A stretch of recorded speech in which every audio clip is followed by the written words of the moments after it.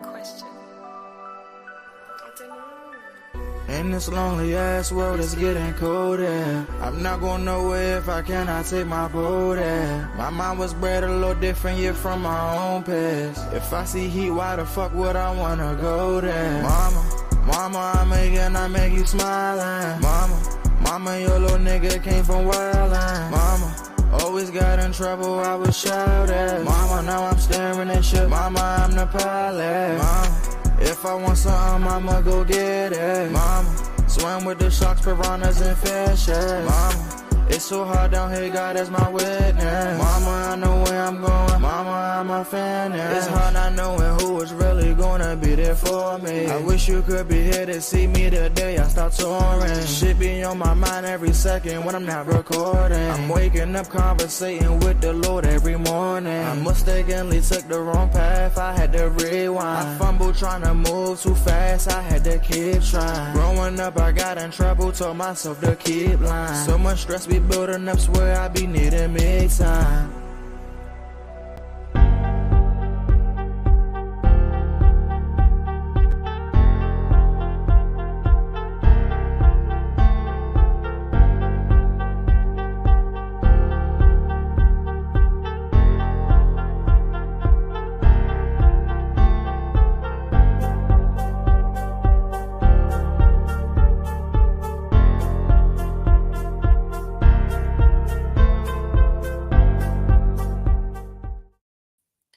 Grand rising, people. It's another installment of the Morning Mac Show, and this is another Freaky Friday. Yes, yes, yes. It's kind of chilly outside. Woo, but I'm loving this chill. See, I am the type of person that enjoys temperate weather versus the hotness. I can't do the heat. I need something nice and cool for me to wind down. And when I wind down, I like to wind down with a nice book, an audio book, or a book on the phone or the laptop or the Kindle or whatever. But nonetheless, I like to hear a good story. And this right here, Shades of Blue by A.M. Morning, I want to say is a good American story because the stuff that's written in this book seems to happen in somebody's or everybody's life. Every now and then you could always grab something from this book, from one of the scenes and be like, oh yeah, yeah, I can see this. I picture that. I hope you all can see it. I hope you all can picture it. I hope you all can get this book. I want to turn this book. My dreams and goals are once the right person read it, I know they're going to want to turn it into a series. This is good, y'all. This is good. And we got years of writings that could turn this into a series. So if y'all out there, the powers that be gonna speak it into existence as if it is. This is a good series. Get with the writer. Her name is A.M. Morning. Althea McFarland, aka Reese, the best that ever did it. Get with it. I'm telling you, it got your excitement, your comedy, your drama. It all different scenarios. Here it is. Oops, here it is. What? Here it is. First out of 5 installments. And when I'm reading or enjoying a good book being read to me, because sometimes, yes, because I'm visually impaired, I have to get stuff read to me. And I like to get my nice cup of hot tea, take my heaping tablespoon of the Molly Mall Golden Sea Moss in it, and stir it all around, let it dissolve, sip on my tea, getting something good for my body, and it tastes like tea. You ain't even gonna notice the taste. Or for those of you who drink coffee, whatever hot beverage you like, you can stir this right on up in it, stir it like coffee. Yes, indeed. Well, it is. You can put it in your coffee. So yeah, and he got the teas and the hot teas. You can get hot or cold. This, and he got the lemonades. Oh, they so good, and infused with natural fruit flavor and natural sweeteners. Yeah, buddy. And even for the little kitties, how about he got popsicles, the little freezies, the little icy things? What? So ain't no excuse to get your Molly Moss sea moss, because he is the sea moss boss. Boom, boom, boom. Molly, where you at? I'm gonna talk about Mr. Orenthal James Simpson. For those of y'all who don't know OJ. Now, everybody's like, oh, it's the end of the OJ era, oh, this, that. But I want to go back to this man before before he became a convicted felon on theft charges. I just want y'all to know he was not a convicted felon for murder. No, he got off. He was acquitted. So the government, the court system, or whatever, did not find OJ guilty. How come we can accept that? We can accept other people's verdicts, but we can't accept his verdict. Let you know, they won't accept that, and y'all know why. I hate to say this, but y'all know why. They can't accept the verdict that the justice system. They said the justice system failed. They felt, well, for us being this hue, they fail us all the time and on purpose. And nobody make a stink. Nobody even give a whisper or a second glance. But that's not neither here nor there. I want to focus and concentrate on some of his more what historically accolades, the good stuff that made OJ a star before this even happened. Before 1994. All the stuff that led up to OJ. I didn't know he played for the Buffalo Bills for 11 seasons. He won the Heisman Trophy. The only thing I knew, he was a football player, right? I first saw OJ Simpson playing Kunta Kinte father in Roots. And how that man was running on that beach. And I don't know if y'all know, but sand is some hard stuff to run in. And he was getting it down that beach. I was like, oh, look at him go. Look at it. Oh, look at the bullet. And he had his hair braided all back.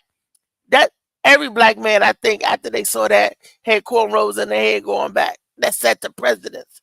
You notice Kunta Kinte didn't have no cornrows, but his daddy, OJ, did. So that look in the 70s, every black man that could grow their hair was banging the cornrows. And that was before the rap game even started. Molly Mall, grand rising to you. Kiani, grand rising to you. Grand rising, good morning, everybody. It's Freaky Friday. And I just want to, talk about... What's going on, Marlon? What up, Key? Getting ready. Baby boy might be here today. So. Oh, good God, that fast? Good God. Yeah. I thought y'all just revealed the gender a couple weeks ago, it seemed like. Nah, that was the baby shower. We already knew what it was. Baby. Huh? What you gonna name the baby? She wanna name him Braylon. Yeah, Braylon Lucas. Braylon is a good name, and I like Lucas. Okay. Braylon Lucas, Rob. Lucas, that's gangster. Lucas is a gangster. I know about Lucas. That's yeah, well. Look, Luke is a cool name. There was a movie called Cool Hand Luke, so they want to call him Luke. Frank Lucas. There was an American gangster. That's why I killed about. Oh, that gangster. That's gangster. Lucas. No, for real. Look it up. Lucas is a pretty good gangster. We know. We know Lucas was a gangster, but hopefully, well, not hopefully, we knowingly, because we all know he ain't gonna be no gangster. He gonna be a rocket scientist. He gonna try to figure out the way to get his people off this planet. Lucas came from down south, right? Down Carolina. That's where I'm at. Oh, see, you giving birth to another gangster, Marley. He's trying to get his family down there. Oh, you're not here. You out of town. Yeah, here in North Kakalaki. Okay. He gonna be a Carolina baby. Yeah, I was gonna go down with him, and I was gonna stay with my folk down there in Carolina. I'd have been down there. I'd have been down there stuck. Cause Molly said I'm staying here. The baby boy come. I'm like, can I get your ride? I'd have been down there with holding one leg, saying push, Oh, push. y'all went to the country and had a baby. Okay, then you make sure you're on good birth. You're right. That makes sense. You're right. You're right. Where the natural earth is, and where it's not all smuttied and tainted. Well, some of it is, but you can get good fresh air, good limb, good limb. That's Yeah. what Bernie Mac said. The moon like right here, like the moon feel like you can touch it out this joint. The So, stars. Really? so when the baby comes, you gonna grab him and say, "Kimby Belongo," and you gonna hold him up to the stars and say, "Behold, Balcony like Mike did. no greater image than yourself, no greater." Hold him up to God, to the ancestors. And he gonna be crying and he gonna pee on your head. But I heard it's for good luck. When the baby pee on you, I heard it's for good luck. I don't know about that. Yeah. That's what they know. It's the old wives' tale. No joke, for real. They say when the little boy dingling go all over the place, like a fire hose. But as soon as you gotta be careful, because with the little girl, it don't come out like that. But with the little boy, when you peep in that diaper, right in the eye, and he might look at you, poop, right in the eye. Yeah. I remember when I tried to change Tyree diaper for the first time. I couldn't do it. My mom had to do it because I was paralyzed from the meds. And as soon as she took the diaper or that air hit it, it just shot right on up. We was like, oh, whoa, wait a minute. Oh, Joe to blow. Joe to blow. Yup. Every time the air hit it. So, you want to put on some safety goggles, Molly. The first time you pull a little baby boy diaper back, as soon as that air hit it. You pay on me, I'm paying on you, Sean. Don't be playing. No, you can't do that to the piss on me, Sean. I had my daughter, she done got me a few times. Like I used to lay her on my chest when she go to sleep, and then out the blue, she just started paying. It's like, God dang, I should have put a pamp on her. She hated clothes. But, yeah, it happens. As long as it's my seed, I don't care. You can as long as it ain't pooping. Yeah, I'll be right back. I caught my child in mid poop one time. Well, he wasn't finished. We thought he was. And when we took the diaper off, it was just rolling out like little sausage. Yeah. I'm like, ew. It was like, he wasn't finished. I used to cry and laugh when my daughter used the bathroom. She used to run to like a little spat and be making these faces. I'd be like, look, you can do that. You need to get on that pat. She wasn't even one. She'd just be making these weird faces. I was like, oh, she trying to get it out, man. I used to cry and laugh and watching kids trying to poop. Well, you getting ready to do it all over again. Whoop, my hat go off to you. Look, bring him up. Well, look, once you potty train him, then bring him on over here. Come in, Blur. Come in. Mm-hmm. That's his initials for people that don't know. He gonna be running. He gonna be like, pew, pew. I can see it now. Running back. But I can see it. Track star. We got Hussein Bolt. Now we got Robinson Blur. Blur. Perfect. Look. Who in the comments? Y'all put some in the comments. Perfect initial. I don't even see nobody on because I can't even find it to send it on IG. Watching. Oh, let me get back to the topic at hand. Keone changed the topic, then he left. We was talking about OJ. You see how he did? Oh, change agent. I'll be back. Joker, you better be back. We're talking about OJ. And what was I saying, Molly, about how OJ, when we first saw him in Roots in 76? Yeah, he had cornrows. And every black man, that was the thing. They loved the cornrows. David Green said, my son, I went to wipe him. I probably watch him. What? Oh, he said his son, he went to wipe him and he farted in his eyes, and I had to pink out for a few days. Damn. Oh, man. That's mad. up right there. The Beast. What up, Beast? Beast. Yo. Beast, y'all he's like, doing? yo, I was somebody. listening. Congratulations. I mean, hopefully the baby does come soon. Oh, I went to Oh, T-Mobile. yeah, I was looking for your son, but I ain't find it. I ain't see him. But Oh, yesterday my. he's off. He be there today. He was off yesterday. Yeah, that's the new iPhone. Okay. Nah. I got the Dad mentality getting You sponsorship went to the already. No iPhone. you went to the got the T-Mobile Razor in on. St. Charles. Nah. I went by there, but I left my damn ID at home, so I had to go back and go to the one in Clinton. Mm. But You I should picked have up went. my phone. Got the Razor. I wanted the new Razor. So Oh yeah, they got the Cricket is Yeah. selling that for $199 too. The new For real? Razor. They told me to get on with that program. They're like, get you a new phone for $199. So if someone out there want to donate $199 for me to get a new cell phone, I used to love the Razor. That's them skinny phones, right? The flip skinny. Is it still this flip? big as a motherfucker. no, man. this don't flip. No, it flips. What? Would it 100% fold? flips. It folds. That's what it was known for. The Razor. The was Razor supposed to fold be up. The new one skinny, folds. Yeah. real slim. Well, it's not slim. It's big. Yeah, I should. Dang. Let me No see how goodie. big it is, Rodney. Like I really be able to Razor see it. supposed to have been slim like a razor. That's why they named it Razor. They must updated that job. I might have to get that one. I had all the razors. Rodney, let's see the phone, Rodney. Getting it unwrapped. He just opening the box. Yeah, I just opened the box. Oh, maybe I need. Oh, I can stay off of that phone. Look how long that is. Oh, that joint like and the that. screen, so you don't have to open it. The screen is right here on the front too. So. And how do it look when you close it?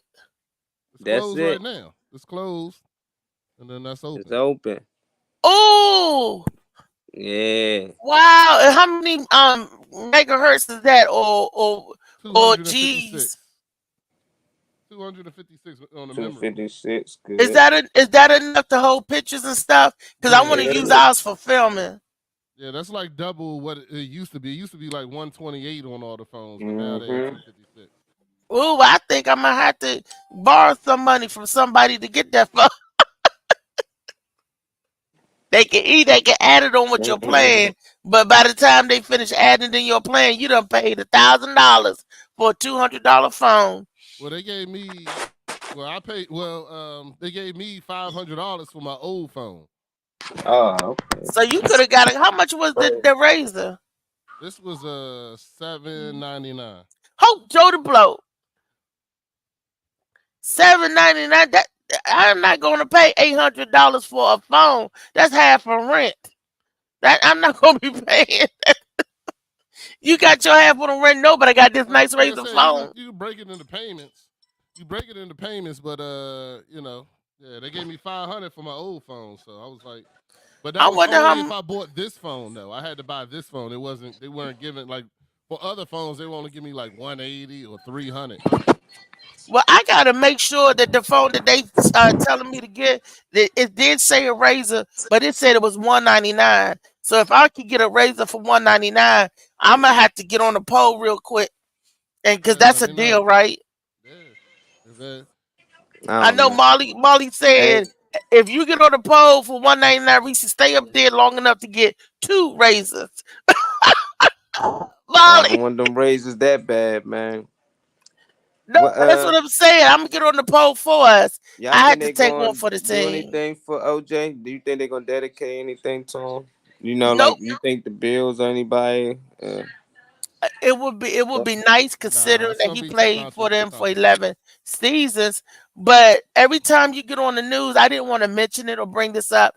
They do not talk about any of his positive accolades for a second, and then they overshadow and say, oh, he's a convicted felon for murder. But he was not convicted for murder. He was convicted for trying to accommodate or get back his stuff, his own stuff. That'd be like somebody stealing all your camera equipment, Molly. You find the people that stole it and try to take it back, and they lock you up for stealing your own stuff. That's what he went to jail for. And people talk about something, oh, he got off for this and that. Look, our judicial system said he was not guilty. Leave it alone. Leave it at that. When they tell all them other people that they're not guilty, don't nobody say nothing. We leave it alone. We leave it at that. Leave that man alone and leave it at that. That's all I'm saying. This is the judiciary system that they put in place. And finally, it worked for somebody.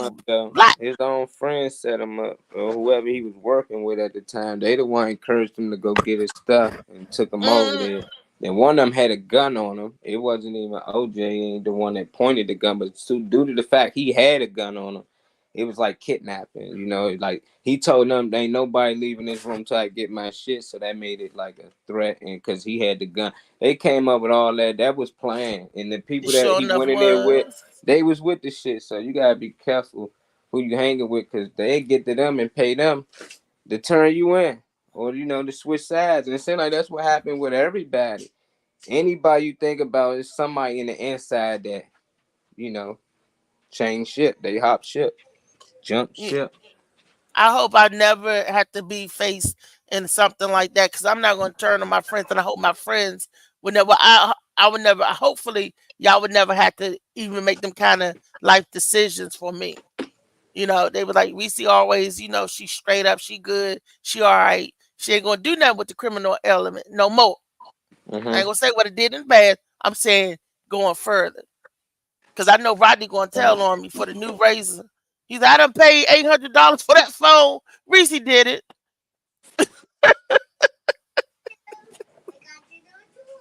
And I know Leah tell on me. Leah gonna be like, what? Phil Page. That's my boy Phil. What up, Phil? We talking about OJ on Freaky Friday, trying to give him some coverage, some homage, and everything, since the rest of the world trying to bury him. I know that's right. Let's give OJ some love. He was my favorite running back in the day. And guess I'm showing my age. No. Well, OJ, I thought he was handsome when he played Kunta Kinte father in Roots. Every black woman saw that specimen of a man running. And with them corn, I was telling Molly how every black man back then wanted cornrows in his head. My Uncle Stanley, my grandmother was cornrolling his head going back. I sit there and remember looking at him, I'm like, why are you plaiting your hair like a woman? You're like, shut up, Reese, go sit down. I remember. And my grandmother would sit there, and my Aunt Ann was plaiting all the men's hair. Everybody wanted to be. It was their natural hair. It wasn't no extension or nothing. Just plaited their hair going back. Just like OJ had. I don't remember OJ in cornrows, but okay. In Roots. He was their father running across that beach. Okay. You don't remember Kim I didn't Baby know Longo? OJ was in Roots. What?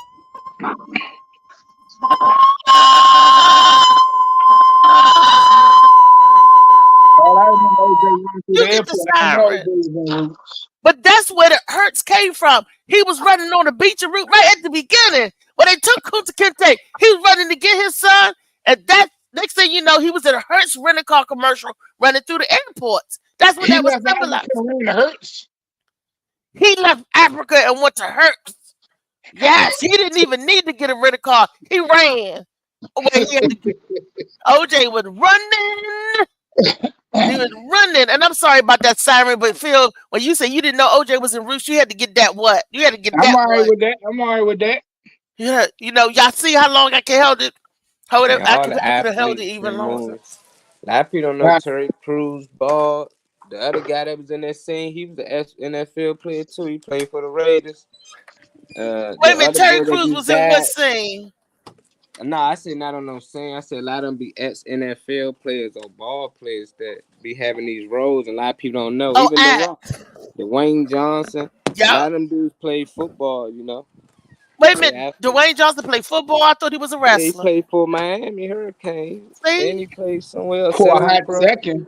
Yeah, for a hot second. They don't make it in the league. They find other, Terry Crews played for the Redskins for a minute. Yeah. Terry played for the... Yeah. Wait a minute, but that's not who he's known for, right? That ain't what he's known for. He got security job on the Denzel movie, and then they just asked him to play in one of the scenes, and after that, he blew up. Yeah, because he got cut from the Redskins. That was an accident. Wow. He was at work doing security. Wow. You never know, man. You never know. I'm thinking about trying out for the Redskins myself. You I'm gonna try Mascot. out for the Redskins. Gonna serve them right. Mascot. But but a lot of people didn't. And don't forget OJ in his Naked Gun movies, and then in the airplane, Naked Gun, and then Towering Inferno. So he had some. Well, that's because I think I'm a movie and TV buff and all that stuff. I would love to know a lot more about sports, but what I know about sports is all I know in my little limited box. That's why I got all you fabulous men on the panel. And the Blue Phoenix. Hey, Phoenix. Long time no see. She has risen from the ashes once more again to join us on Freaky Friday. Welcome. Hey y'all, how are you? Sorry, I'm What's up, Doing Blue good. How you Phoenix? doing? feeding my grand pets. We have a zoo in here. So Your grand what? my grand pets. PETS. What What's a the hell hell? of a grandpet? I don't know. Must be your they're grandkids. they're my pets or something. children. They're my children's pets. My Okay. children's children. So they're my Oh grand shit! pets. Oh hell no. Tyree, you get a pet, you Hell take no. care of it. It's a if now this is the family dog, then the family dog, the whole family take care of. So that's a little different. I Now, how are cannot y'all wait to get today? my house so I can have my dog. When you living in an apartment, I don't believe that is a conducive environment for raising a dog, not in an apartment. Because he need a yard where he could run and gates that he could jump over and people he could bark at. In Exactly. an apartment, they won't let you run. They don't want the dog barking, and they don't have a big yard to poop in. So they want you to pick it up and You're supposed to pick it up, but I don't You have. I supposed don't to have. pick it up then anyway. when nope, they only started this new stuff because back in the day when I grew up, they didn't pick up dog poop. Dog No, pooped but all over. dog poop doesn't go Y'all away was trifling. either. Y'all was trying because you didn't pick up no Y'all ain't dog pick poop it up. either. No, Ain't we nobody picking it on this up. panel picked up the dog poop. That's with this generation. Now they picking it up. Nah, don't switch it. You just Now, said y'all didn't we pick had up dog yards with poop. our We dogs. did. We had the dog, and you said dog poop don't go away, so you got to pick it up. Yeah, it doesn't. This is like it Another doesn't. dog gonna eat it. Yeah, That's but all and be then happening. they'll get sick. But the rain They Yeah, get doesn't get rid worms. of it. None of that. You yeah, have to clean it up. Wait a minute, yeah. wait a minute, wait a minute. This is freaky. The dog poop don't go away. It just stay there, and that's why you have to pick it up Yeah, to. it'll dry out, but it also Drought. with it drying out, it'll hold diseases too. So you have to clean up. Oh, that's what And they other learned because dogs eat it. And when the other dogs eat it, they get sick. They Like get human uh, dogs. worms. Yeah. if they eat dry dog turds, you get And worms. then and then they bring it in the house, and the humans got it. That's why humans be sick from cancer, all these diseases, because the dog licking their face, they slobbering and get on them. Yeah, them dogs licking I, it. I don't want no animal licking me in my face. That's nasty. Because there is a disease that you get from the saliva that the animals got. This man got his legs amputated because he got that disease by letting his dog kiss him in the face, and that was on Yeah, news. Mm-hmm. that That's was public crazy. All in his mouth. stuff. Yeah, Yeah. but you I see told people you. doing it. He said he'd I do am it not again. lying. We was in a nursing home, and we was visiting my grandmother, and this lady was visiting her mother, whoever. She had the dog in a stroller, and it was lunchtime, and we was like, "Why is this dog in the cafeteria with these older people and all this and that?" But what freaked us out when the lady gave her dog food off the spoon and turned around and gave it to her father or her husband, whoever that was. Who the hell gonna do that? They was eating off the spoon with the damn animals. That's They've a been white. doing That's that a all white their people whole life. thing. That ain't new for them. When we Mm-hmm. saw that, my mother Yeah, went and yeah. got the That's a nurse. white people thing. That's Yeah, a white yes, it people thing. was. I didn't say what color they was, but But we that knew what that color they was. was. You ain't had to say that. But you got some black people that like to kiss their dog in the mouth and doing that fifi stuff now too. What So that shit contractor said. He said when you see a cat with a white person, that's family. You see a cat with black people, they got them for They got mice. rats. Yeah, They got mice. Like we You get see it with shit for a different Chinese reasons. person that's lunch. Mhm. You know what I'm saying? I'm sorry. That slipped out.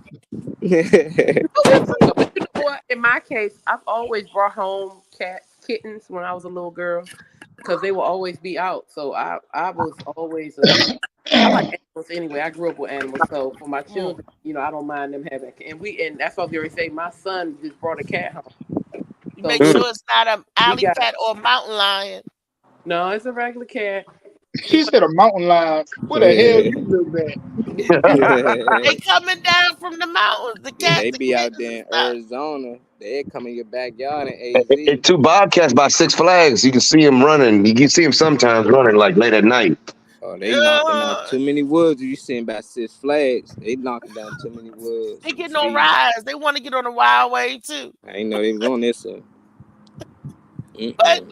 But there was a story where this lady thought she was picking up a kitten, and then she noticed the ears was pointed and the teeth was really sharp. She had a damn mountain cat. Mountain lion. The mountain lion, and it's against the law to shoot them. I got chased in the house out Arizona. They was laughing me out, my brother and them on camera, because they seen me. Because I thought the cat was trying to eat the birds because it was under the little beach chair, so I couldn't really see the whole bobcat. And when I got close to get away, that motherfucker stood up. Man, I broke so fast. He said, "You look like lunch." I left everything, Slim. When they look back on the camera, whole time the bobcat was running from me. I thought he was on my chair. I thought he was on my neck. Oh, wow. I told him I felt them breathing over me. I didn't even know it was a camera. And I said, I swear he was on my neck, man. They thought, nigga, he was running and hopped the gate the other way. Hey, I was scared to death, though. I ain't never seen nothing like that in my life. I didn't expect it. I ain't seen no signs up, no warning. I was like, nah, I was scared to go back after that. I was like, I ain't hanging out there no more. And he was under the daggone chair. You thought he was under the chair. He was trying to eat one of the birds, though. I was feeding the birds, so it was on me. I got there and started feeding the birds the whole time. I always feed the birds wherever I go. I was setting them up. Yeah, you had a bobcat buffet going. Yeah, they waiting on me to feed. Would have been feeding time. You was about to feed him, all right. He's about to get a nice dark meat. Well, it's Freaky Friday. What y'all doing this Freaky Friday? Y'all getting freaky, Reese? I'm getting freaky on all of this stuff that I'm doing. Well, first we're gonna pay homage to the OJ thing.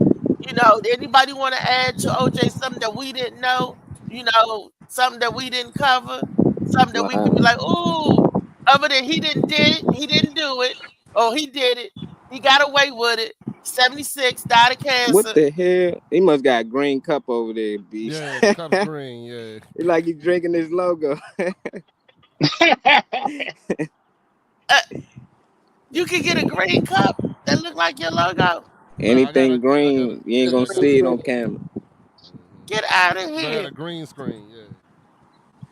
Yeah, I mean, I don't know. OJ, I know at one point that he was going around saying and I don't know if he was going around saying it, but he was like thinking he wasn't black.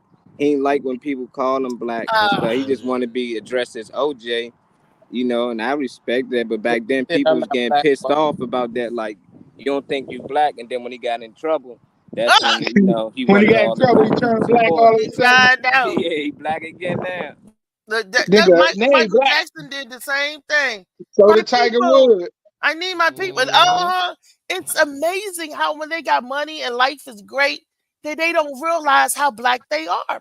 And so life really happens to them. And they realize, oh, we're part of the struggle. Because not to sound racist or nothing, white America gonna let you know. You say, well, get in where you fit in. No, they just let us come over and visit. But you do something and you get right back. Not come over and visit. That's all they let us is come over and visit. So I'm gonna say we ain't visiting. We was here. Shoot. No, I'm talking about come over visiting in the money. Come over visiting in the mansion. Come you visit get your the money next door, and you think you swelling up, blowing up. That's a visit because at any given time they can snatch it back. Okay, time up. I'm gonna let you play with the money. You can buy a couple of cars. You can live lavish for a few years. What? Okay, time to snatch the money back. then let's You bring know out what? the Yeah, dirt bag. the problem is we tend to forget that money ain't nothing. It's It's a just promissory note. it's a promissory note, and it's nothing. So if we stop worshiping it and thinking that it's the end all be all, they would have that power over us. It's But not the end all of BS, but it's right up there next to air and water. Yeah, air and water. Them natural resources right there. I'm just like, people go without money these days. It's sad. They feel like they really die. Like they don't think they can drink some water, get some fruit. They got free food banks, but other people want to live life. You know, they want to go places, go out, have a good time. So if they ain't doing it, they feel like they not actually alive. They not living. You know, I think people need to get back to just being happy, being healthy. It's man, you got some of the richest people that died in their 50s. You know, I don't give a fuck how it's people out here living to 100 that barely had it. You know, I'm just They like, ain't what never would had you rather nothing. had? You rather had Steve But Jobs' the life, problem is, if or you you ain't rather never had had, then the you can't miss it. exactly like you can live They're rich. fast and die young. you know what? Willis or Different Strokes. There was an episode, A Little House on the Prairie, where the Oh guy that Lord. played Willis, Todd Bridges, had asked that man, "Would you rather live 50 years as the white man or 100 years as the black man?" And he asked Michael Landon that, and Michael Landon just shook his head and walked out. He Yeah, that said, was on a "Forget TV that." show. You know, because they was trying to say how being black, being colored, it's different. It's That's how different. bad it is. That's how that's how bad we still are That's how treated in a bad they different way. perceive it to be. I Exactly. This was wouldn't in want the to be nothing 70s, else but black. but see, then no, this is how Exactly. white folks perceive it to be. Because he asked the white man that. He said, "Would you rather live this age and be white, or this age double it and be black?" The man said, "Oh, I'm going out the door because I'm white and I'm staying white. White power, white power. Ain't nothing wrong with that. It ain't nothing wrong being prideful for your people. See, that's it. When they pride for their people, they ride for their people.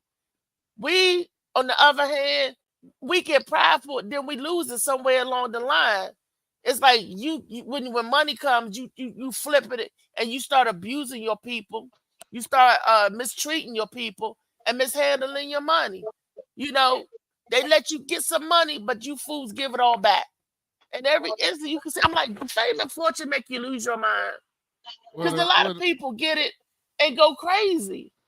well, the thing is, as far as with us, and I feel like white people will let you make money as long as you're making another white person more money. Mm. So it's almost like you got to have a sponsor once you get into that certain bracket. Where you know, if you making somebody else money, like NBA players and NFL players, yeah, they'll pay them millions and let them make money, but they also are making Wait a minute, Beast. making Turn your somebody mic else. up. Oh, you can't hear me? You down low. I want them to hear you good because you said some good stuff. Hold on. Let them hear you. I didn't think I was low here. Say something. No, you still low, Beast. Nah, I'm Molly, can going you to the turn your audio mic? real quick. I'm doing it right now. Nah, Reese We can need to hear just them. cut her volume up. Reese We need to can hear cut her you. volume up. You good? It's your volume. Oh, now you putting it on me. Nah, we can hear him clear and loud. If he get any louder, I don't know. He ain't loud. He gonna be yelling at us. Yeah. What's up, Monty? Well, Say maybe like I he was wanted to saying, say black, but didn't want to let his people down. Think about it. He didn't say he would rather be white either. I remember that episode. Yeah, we shared that before. I think Reese talked about it a while back. but yeah, like I was saying, you know that as long as you making a white person more money, like NFL, NBA, the music industry, you know, all those things, yeah, they'll let you get rich and they'll let you make money. But as soon as you start doing stuff like buying the actual record company or buying the actual movie studio or buying Taking a knee. the NBA, buying your own NBA or NFL team, then that's when all of a sudden, you know, something happens. No, it's whenever you start doing something that's outside of their idea of the norm. Taking a knee. Now Speaking of, explain why was taking the knee so bad. because it it defied the stereotypic norm for white people. They found it offensive. They thought he was disrespecting the flag or whatever the hell they thought it was. You They know, felt that they were being disrespected. But what about us? I don't feel that was it. I got a little bit of a different opinion. So what do you think? Well, I mean, you're on the right. You're correct in what you're saying, but what it is, the NFL wants to control everything. They don't want you. They don't let NFL players have their own platform like the NBA. The NBA is a lot better on it, but the NFL, they want the NFL to be the biggest thing. So, in other words, you can't have your own identity. You have to have the identity of the team with the NFL. They don't let their players go out and have their own like persona that can be bigger than the team or be bigger than the NFL. And when he because they're afraid of the fan backlash. Yeah. So because I mean that really didn't have nothing. Because I mean you got to look at it for what it is. That protest had absolutely nothing to do with the flag. It had absolutely nothing. But white people stopped coming to the games because they felt like it did. Well, it interfered with the NFL's revenue. They were told that. It wasn't that they felt like it did. They were told that. Okay, because we know what it was all about. Exactly. But that's what they were told. Mm-hmm. Fox News. Yeah, exactly. So that because what they didn't want to have is that be bigger than the game. You know what I'm saying? Like him on his knee and what he's trying to bring awareness to becomes bigger than the game, causing the distraction. So that's what they want to control everything in the NFL. They don't let any NFL player have their own opinion or their own. There's no NFL player, no active NFL players right now with their own podcast. There's no active NFL players right now that really. I didn't know that. Nah, they're not allowed to because they can't be bigger than the team. That's so true. Only Beast Mode been sitting down doing the hey Lee, you causing an echo. Yeah, Beast Mode been doing the kneeling and sitting down doing it. They just never put the camera on him and never advertised it. But for some reason when Kaepernick did it, it was too much in the opening. They ain't expected. Like Beast, they know he wasn't gonna do it. They know he wasn't gonna interview after the Super Bowl. That's why they lost and they ain't want to win MVP. The NFL, they really control their market. It's like wrestling. Who is Beast? He's talking about Marshawn Lynch. Oh, okay. Marshawn. Beast Mode. Yeah, I know y'all was thinking about me. I was like, well, I wasn't doing none of that, but I got it. Oh yeah, Marshawn Lynch, man, he was always against it. He didn't speak to the media, so they fined him. Yeah. Anytime out the game, he didn't speak to the media. He was willing to take the fine until it got too heavy on him. But they didn't give him the ball. That shows you how influential the NFL is. They didn't give him the ball to score the touchdown because they didn't want him to be the MVP. Because he already had 150 yards. Oh, I don't believe that. 100%. Oh, yeah. He already had 150 yards rushing. He had a touchdown. He would have had 2 touchdowns. And I think that was a bad call on. I think that was an option ran by Bill. It's beast mode. Like he just ran the ball for 7 yards and they couldn't stop him. All you gotta do is run the ball in the end zone. He gonna get it. Yeah, that was. And it take more time off the clock. They did not want him to be the NFL, the NFL. I'm sorry, the Super Bowl. So they gave up the Super Bowl because they didn't want him to be the MVP. Nah, they thought they'd win another way. They was still going to win, but because of that was the only reason why he didn't get the ball.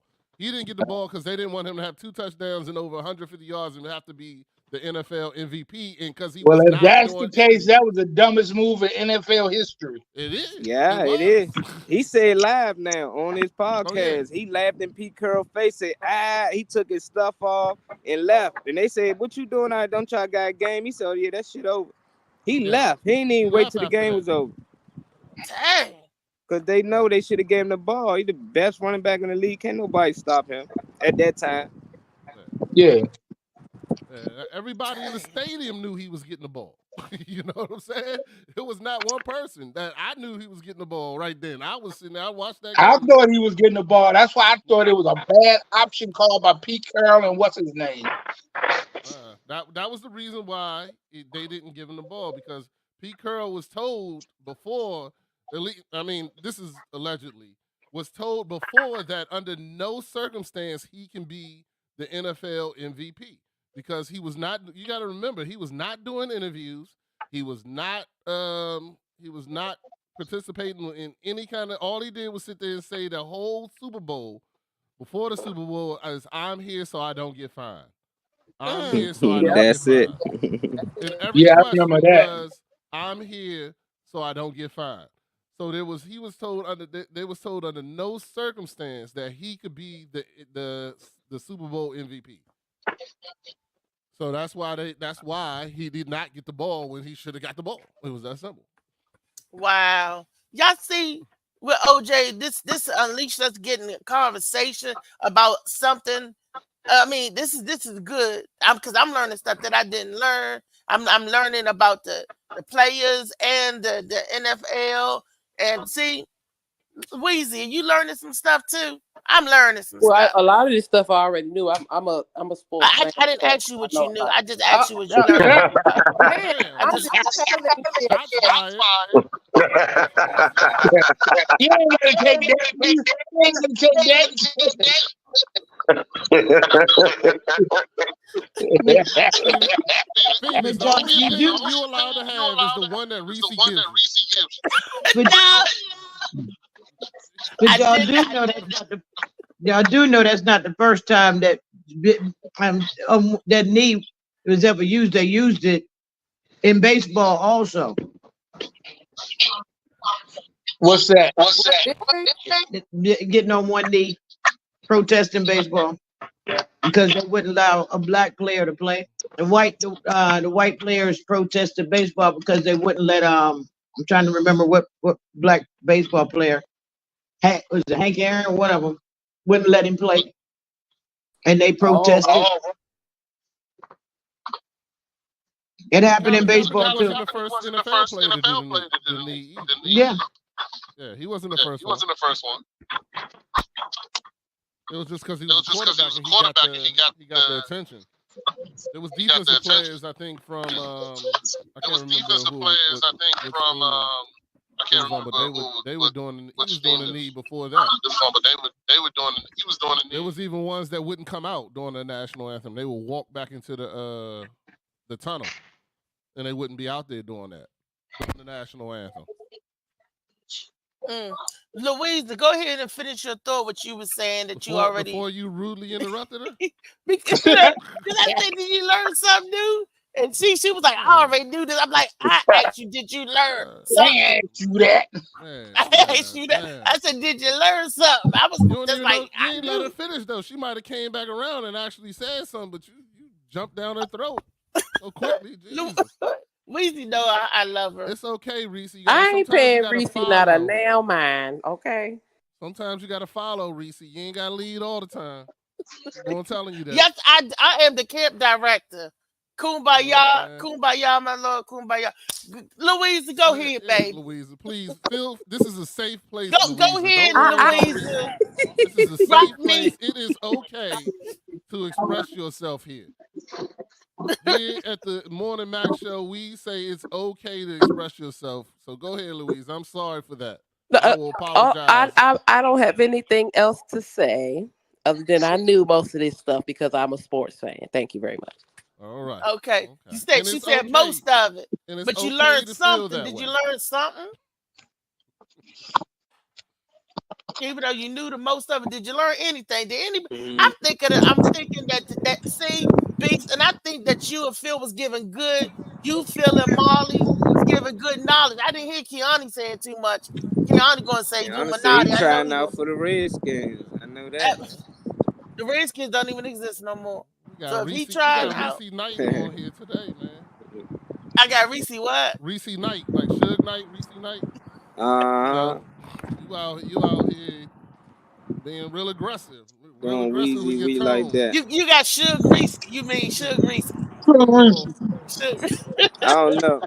But Kaepernick though, I don't know with Kaepernick because he wasn't doing none of that shit, before he got his ass benched.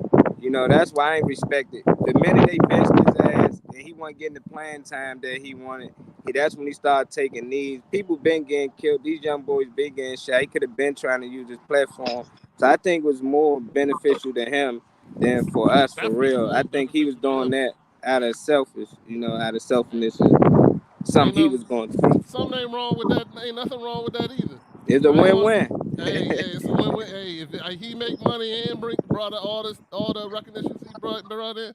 I mean, Nike never cut him. Nike never cut him. That's why I still he like got Nike. A movie and all that stuff. The movie real good too. Well, he got paid from the NFL. That's why people be tripping thinking he ever gonna come back. They paid him allegedly like $80 million. Yeah, he never gonna play. They paid him $80 million to go away.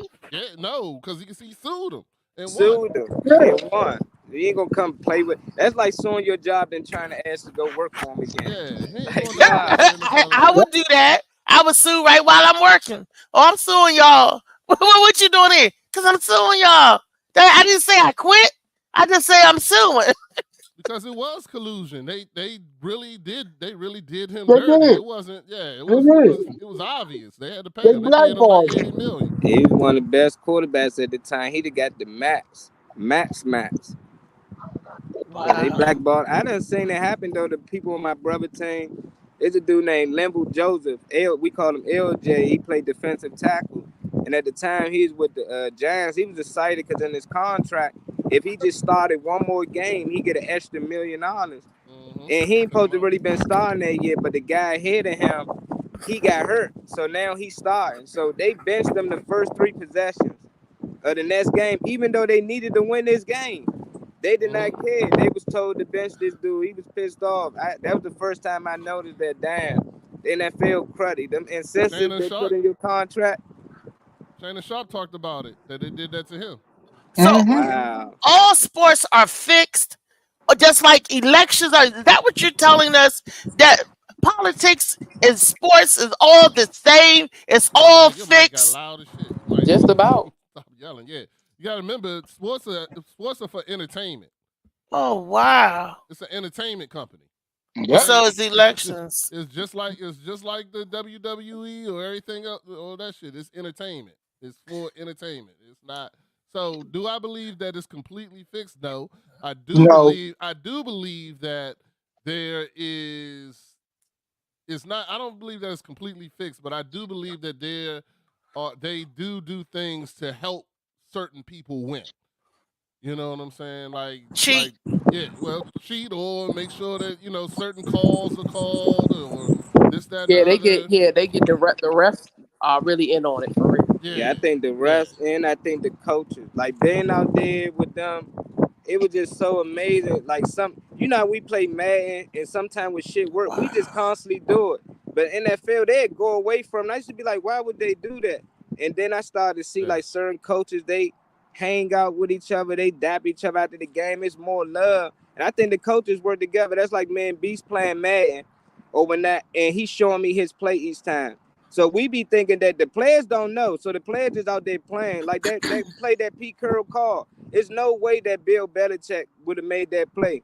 Like he had to know that was going to be a play action and because this player's discipline. So no matter what, that's why you got to have coachable players. That means that you do what I say. I don't care if you see something, do what the play say do. And I think the coaches work together. So you want a superstar, you make sure that, hey, we're going to draw this player for this receiver, stay open. On defense, you make sure you call a play that this receiver get the ball. And they just work together. That's why certain defensive players be like, why he only make plays? Because outside, when you see teams on high school and stuff like that, everybody be making plays. It's hard to really even make a play when all of y'all good. But in the NFL, it's like, why Von Miller constantly keep making plays?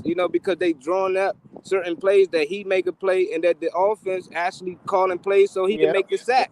I really be thinking, I think the coaches work together. Like they be knowing, like, I'm going to call this. When I dial this up, you dial this up. And we can make this player a Pro Bowl player. We do it in Madden all the time. I be like, little brother, let me see your play so my man can catch a pick. So I already know what play he call it, but they just still play through the motions. I don't know. That's my thoughts, though. It's still a theory. It's still a theory, but I swear I hope it ain't like that. Wow. I believe there's something to it. I don't know exactly what it is, but there's something to it. It's just like, I don't know, just like. But at the end of the day, it's $1 billion business. Exactly. So you don't run $1 billion business without some shenanigans and shit. So somebody know what the fuck going on. You know what I'm saying? You don't run no business. You don't run no business off of hope everything goes off right. Nope. You know what I'm saying? Yeah, it's a lot of no such thing. Yeah, there's no $1 billion business with hope. Speaking of, we have a good season. Nah, you got things in place to ensure you got a good season coming up. Speaking of hope and platform and awareness, Phil, can you tell us about how your meeting went yesterday about the Freedom Comedy Festival for the guns violence? The meeting went really well. Okay. They had some concerns. I mean, their concerns are that if they bring a whole lot of politicians and DC representatives in the meeting, some comedian gonna take an opportunity to clown. You know, like fuck the mayor and this, that, and the other. That's what their concern is. So, you know, because he's like, I'm not bringing politicians in for your comedians to take pot shots at them. So we got to think about that. They're willing to help us, but that's something we got to think about. Tough skin? Like, what the fuck? Huh? No, but even still, they're adults. So if you make this very clear that this is a professional meeting, you don't think that people can hold themselves or be responsible?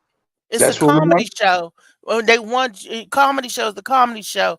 I would tell if the Republicans don't have, I mean not the Republicans, if the politicians don't have thick skin, then they may want to watch it for TV from TV or something, because that's what they do. They'll take shots at each other, you know, on there. So don't some comedian.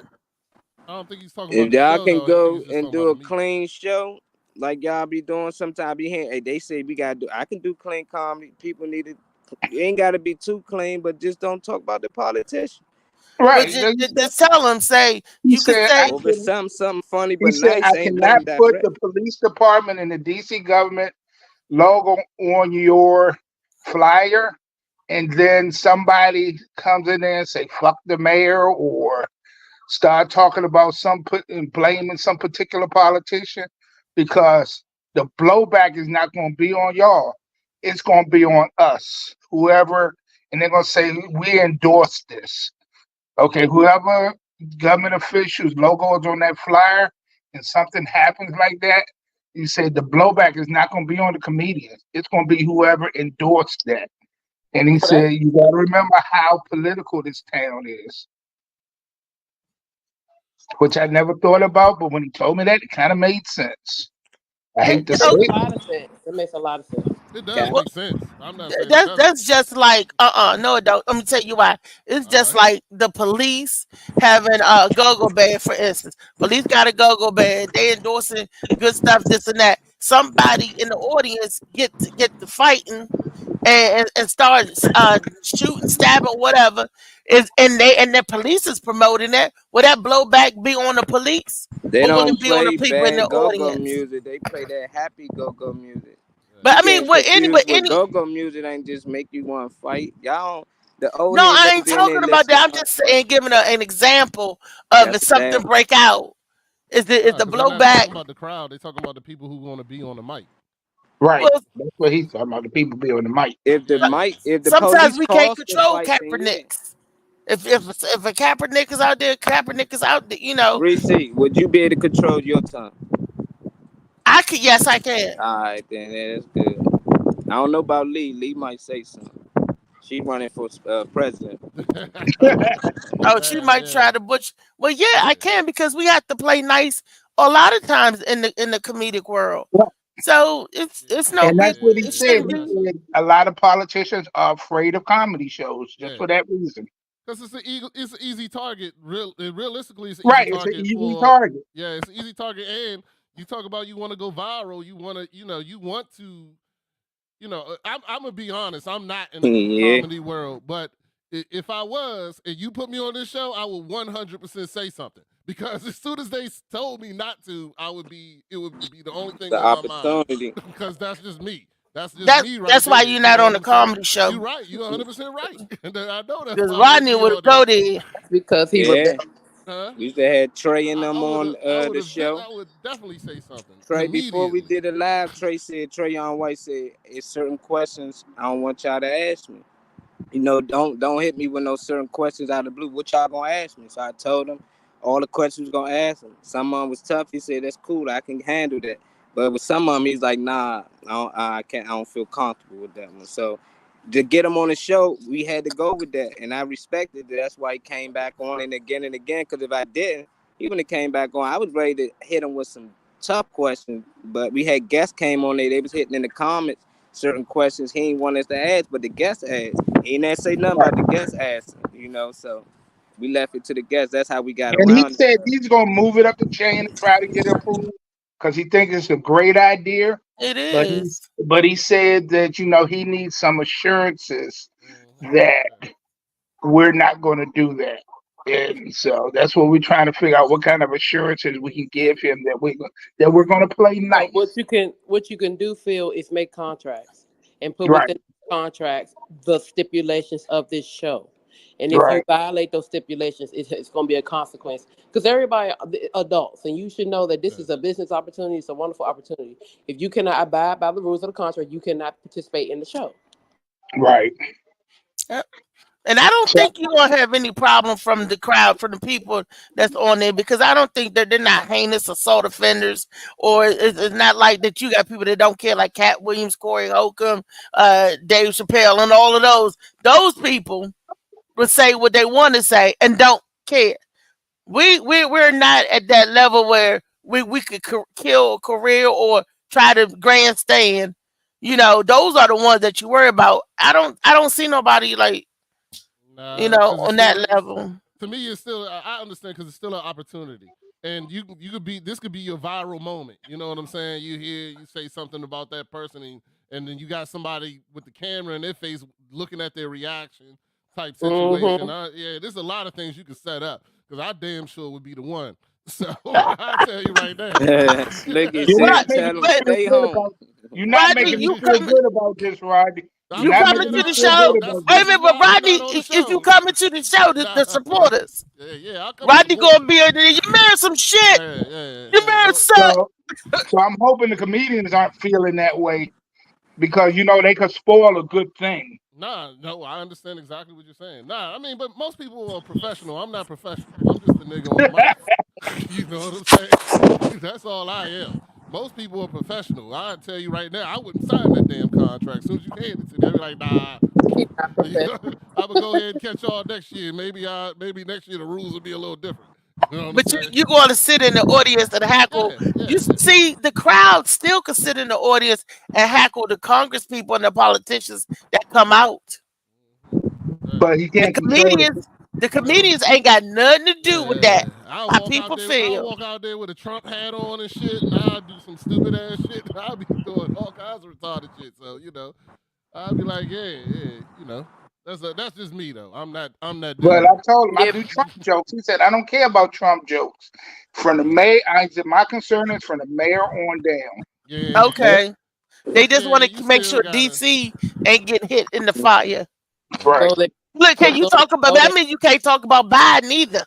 But I would keep it. Yeah, I would keep it just no politics at all. Cause if you put one little loophole in there and you got a me on there, I'm gonna exploit the fuck out that loophole. Whatever it is, I'll be the one. So I'm just giving you, just giving you my advice as a business. And he said that this is a really good idea. He would love to see a model created for this and taken throughout the city. So yeah, we can do it. Exactly. We can do it. See, the thing is, wait and let us get built up like we be at the top. Then we can start shitting on everybody once we get to the top of the Eiffel Tower. That's what you do. We down here on ground level. You can't play on ground level. We got to get up. So Louisiana, you can look out the window and be like, dang, Molly, we up high. And Molly be like, we high enough? We high enough? And we said, Beast, let loose. And then Beast could do what he got to do. And Keani and the Illuminati ain't going to have nothing to do with this, Keani. Nothing. You sure? Nope. It's going to be all the Blackanese Not the Illuminati. Yeah. I mean, y'all just gotta find ways to, if y'all was to make jokes that include them, but ain't nothing to disrespect them. Like you can see you and the man being good girlfriends. I can see us hanging out now, that or something like that. But people be trying to get, disrespectful. That make them like, nah, we ain't supporting this. They gonna be against it, So I think this is a good opportunity. Y'all can't mess this up. Yeah. They might support a movie y'all want to shoot. They got the money. What did you say? The movie? Did you say this book into a movie? I said that y'all would like to shoot. Y'all. Everybody on the podcast, everybody on the panel is going to be in the book, in the movie. If I ever do something when I do it, everybody's going to be in it. This is my family. My family take care of family first. So I'm going to make sure. Beast already got his partner contractor said who he want to be in everything, and Louisa and every. We're not disrespectful. Vicious. Everybody line is written in this series for everybody, because this is not going to be a movie. This is going to be an ongoing series because it is vicious like that. It is good, and those of y'all who read it know it. Boom. Well, what he wants me to do, I'm drafting up a letter now to give to him. Okay. He's like, I'm gonna be your point man. I will take it to the city council, but I need you to. So I'm drafting up a letter now to send to him. I got to get it approved by the people who really running this show, because I'm a nobody. So don't say you a nobody. You is somebody. You was a big body somebody, just like me. You ain't a nobody. You got a lot of body. You got you like me, Phil. We big in the game. You gotta be somebody if they bringing it to. They actually thinking about doing it. You know what I'm saying? We all somebody. I never heard of this, and I done seen Red Grant go out there and become a politician. I ain't see him have politicians at but we're trying to get Red Grant to support the effort. That's big. Phil doing something big in the city, man. That's right. And look, Red Grant and all y'all comedian Dave Chappelle, we not asking y'all to come. I'm reaching out to Red Grant. He has but he had told me, that's the reason most of the city officials aren't responding back to you, because they're afraid of comics. So he said, yeah. So send me something. I'll be your point. See, and we're not asking them to perform. We're not asking Red, Joe Claire, Dave Chappelle, Tony Woods. We ain't asking none of them people to perform. We're asking you to come out and be a spectator and support and show love. Show love and bring your spectator. Bring your crowd. I don't give a damn about any of the politicians in DC. Really don't. My thing is the cause. The cause, that's right. Yeah, the cause is bigger than anybody's personal feelings, anything like that. So we got an opportunity to do something big, or we got an opportunity to screw ourselves. That's right. And me and Phil, we go hard, we go big, we go hard. So we're gonna go on the big route. We naturally gonna go on the big route. So whatever we do, we're gonna go on big. We ain't trying to screw ourselves or nobody else for that matter. Because mine is we ain't playing them games. But we gonna go hard, stomping with the big dogs. Did y'all see King Kong and Godzilla? We tried to be like that. Phil is Godzilla, and I'm trying to hang on like this. King Kong. Phil, we gonna take it. We gonna look, and we saved all the Earth. See. And we gonna save the cause. We the Avengers, man. It's too many of us just to be two of y'all. We're the Avengers. I like that. Wait a minute. There was other people there too. Okay, we the Avengers. Okay, I could be She-Hulk because I'm always angry and smashing things. And according to Boubacar, used to say that all the time. Reese is angry. Reese is angry. Everybody always say I'm angry. I'm not. I'm not angry. So, but what they are going to do, they said that because one of the problems I was having is, because we want to donate money to an organization to support gun violence in DC. 10% of the proceeds should be going to an organization. And, and I need that organization to support this and sell tickets, get their people out there, So he said, if he doesn't do anything else, he's going to find us an organization to support. Wait a minute. Phil, Brenda said something in the comments. Molly or Louisa, can one of y'all read what Brenda's saying? She said, well, we ain't doing none of that. We are going in hard and with the notion of helping the DC area. Trust and believe those that don't want to / can't currently won't. Certainly won't. Certainly won't. They certainly won't. That's what I'm saying. They certainly, that's what I'm saying. They certainly won't.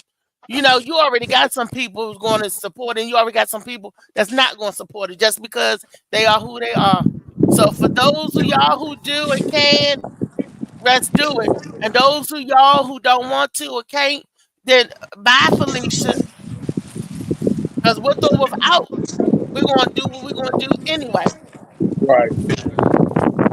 So, but we would love those who cannot may have a reason. So don't say forget them, but just thank them because maybe if they could, they would. No, what I'm saying, not those who can. Those some of the y'all that don't want to. There's gonna be some people. I'm talking about the negative people. I ain't talking about the ones that got the good heart because you can support in different ways. Just so there's so many different ways you can support. Telling somebody is support. A lot of times shows be happening, and I'm like, I can't get there, but I'm gonna put the call out so that others can get there. So I can't. But I'm still going to support you. So just because you can't in one way don't mean you can't in a lot of other ways. I'm not talking about that kind of can't. I'm talking about the hating can't. Those haters. Oh yeah. I get Maddie Ice to bring the ice cream truck out there. Oh, that'd be a nice hot day too. That'd be nice. That'd be nice. Tell him I like butter pecan. You know. Now, because Molly said we are the Avengers, Molly and Beast, I'm going to task y'all with assigning us Avengers names. This is freaky. This is going to be a real twist. I don't even like Marvel. I know you're in the DC comic, dude, man. I don't even like Marvel. You know, but you can't trust. You gotta be careful with people who don't like Marvel, man. See, in my mind, Louisa is already the Phoenix. Molly, don't do that. I like them all, but I just think it's more the Avengers. You know, they better. The movies better. The DC comics better. But the movies better, but yeah. Comics are the bomb. Yeah. Wait a minute, who's the bomb? Did you say Marvel Comics? Marvel movies is lit, but yeah, DC Comics is better. What was King Kong and Godzilla? They was lit. Be some trash. I don't know. They need better producers over there. That's all. They got all the best characters. You got Superman, Batman, everybody. But the movie just be good.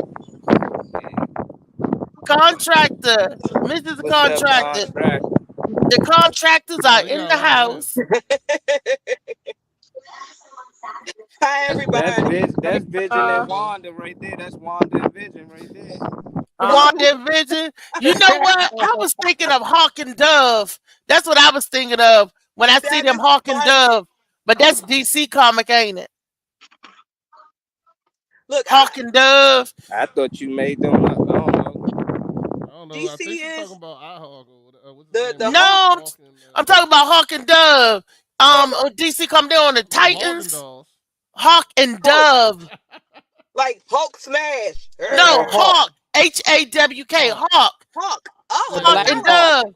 Hulk. If y'all watch Teen Titans though, the series, that might have been like something in the 60s or the 50s nobody would know about now. No, it ain't nothing in the 60s or 50s. If you watch the Dago Teen Titans on HBO Max, which I thought you had HBO Max, but you didn't, you would have seen on there who Hawk and Dove is. Don't play me close, Rodney. Don't play me close.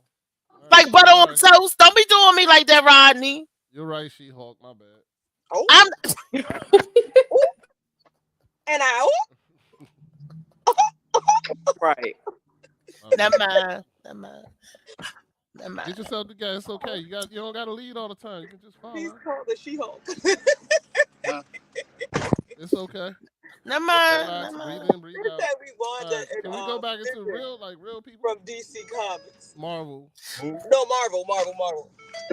I don't know. She making up people. No, nobody know who the hell Hawk and Dove is. I thought she she was was saying Haagen-Dazs. I thought she was saying Hulk, like Hulk smash, not Haagen-Dazs. I thought everybody knew who Hawk and Dove was. Molly, don't you know who Hawk and Dove is? Never heard of him. I'm over here looking for him now. DC Comic, Hawk and Dove. They on Teen Titan? Yes. Okay, Teen Titan, cool. But the series, the one where they got where they had the series, where they got the two. I know all the characters from Boondocks. How about that? We can go there. Yeah, I want to be a pimp named Slickback. No, you ain't the pimp named Slickback. Yeah, you Uncle Ruckus. Nah, ain't no Uncle Ruckus. Oh Lord, Slickback. That's why. Not granddad. He stink Mina. I like that. The stink Mina. Yeah. Remember Stink Mina? Oh, Stink Mina. Uncle Ruckus. Uncle Ruckus. Yeah, that's my man, Uncle Ruckus. Don't trust them niggas over yonder. He got reverse vitiligo. Take yonder. Don't trust them niggas. Trust those two niggas. Yeah. There we go. Boondocks. That's what I'm trying to be. You wanted everybody to pick a kid. Okay, the Raleigh. Did you know Molly is Riley? When you find out Gangstalicious is gay, Molly. Nah, man, I'm Huey, dog. I'm trying to wake everybody up, but y'all never listen to me. I be trying to tell y'all shit. Y'all just ignore me, man. He Huey. Y'all been following me and all that, man. I'm Huey out here. Okay, you Huey. Then okay, who would I be?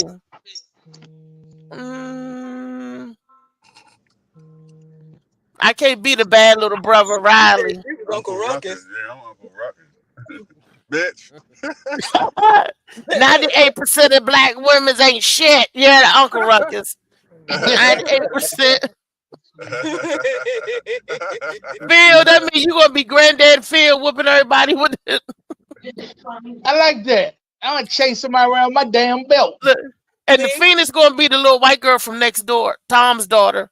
She is a mixed child. She is not white. She is mixed. No, the little mixed child, but she good little girl. She got some Indian in her. Y'all play too much. Look, Tom's wife is white. Look, she's good. She's all sweet. Look, and then I grew up, right? Contract, look, Miss Contract, you could be the cheddar baked biscuits. Not the cheddar baked biscuit lady. You will not have me be the house that was running in her heels. You said. We have seen every episode of the Boondocks. No, you shan't. She got no, you won't. What we shan't be doing. Wait a minute. If the contractor is granddad, then you remember you was granddad Boo. Oh, that girl. Yeah, but that was a hoe. That was who? That was hoe. They were trying to tell her that granddad, that's a hoe, granddad. That's the cheddar baked biscuits, granddad. Don't feed her. and then here come the beast talking about a pimp named Slickback.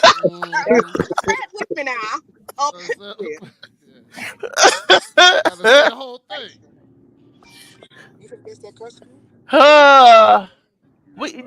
We can't do Boondocks, y'all. Everybody clown. They probably like they tripping today. It is Freaky Friday and everybody high. I can hit him with every one of the Boondocks. Riley and that you get. One of my favorites was Gangstalicious. They kissing. Niggas is kissing. Ew. She sounds just like Riley too. Y'all gonna make me rewatch that series. It's been a while since I watched it. I love it. Riley was always getting his ass beat too. Nigga, you hit like a bitch. What did he say? No. Right. You looking a little suspicious, granddad. Can't recognize gang, granddad. Can't recognize gang. little unfamiliar granddad. Yeah, the funniest joint where Stink made to beat him up and he laughed him all the way home. Woo. How much you gotta telegraph your punches for a blind man sitting? He told me I had a bad. He said, nigga, you got bad ass. Oh, goodness. Remember when Stink Meena came back from the depths of hell? Oh, man. That's Stink Meena from the depths. He came back. Depths. He beat everybody up in hell, nigga. The devil said, man, you deserve You got a rolled. chance. He said he was the only person that could call the devil himself. He called the devil, suck ass, fuck ass, bitch ass, nigga. Hey, that nigga. But wait a minute, y'all forget the two idiots. It was Ed and the what you call Charlie Murphy. Charlie Samuel. Sam Jackson, yes. Don't forget Ed and I can't never tell when you talking to me or you're that motherfucking earpiece, man. Man, that's earpiece the new shit, man. I'm telling you, man, all the bitches be on. Hey, yeah, that shit had me dying laughing. Oh my god. Are you talking to me or you talking to that damn device? I used to love that too. They need to now. Why can't they bring that back? Why can't they refurbish animation about that? Here's my theory on the Boondocks was that they were about to redo it, but then Granddad died. So if they did do it, I think that what's her name? Did it die? What's the lady's name? Regina King. Regina King. No, what is that woman's name from Blackish? She is the grandmother. Oh, okay. Yeah, I don't know her name. I don't know what her name. I mean, that's our good. That's our lady. That's the one that Vera on Meet the Browns and stuff. Viola. No. That's her name. Something. Jennifer Lewis. Jennifer Lewis. Yeah. So if they put her as their grand aunt, she would be time enough for the character that was Granddad to have the boys go live with her. They live with Granddad's sister. I don't know, but you know the creator of Boondocks, they took it from him though. The creator of Boondocks. Wait a minute, they said the creator of Boondocks was the same guy in Undercover Brother as they did Smart Brother, that dark skinned black guy. Is he the creator? It's Aaron. He was a young dude, Aaron son. He was young. He used to do it in the papers, but they actually took his show from him. He don't do the Boondocks no more. So that's why they couldn't keep it going, because he was really the writer for it.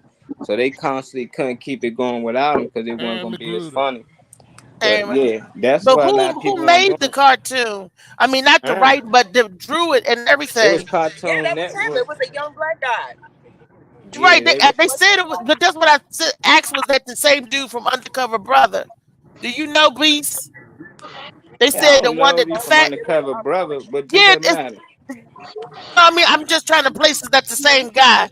They said that he's the creator of Boondocks, and that's why I'm asking. It was in the papers at first. He had it in the newspaper when they first created. And how they still comic section?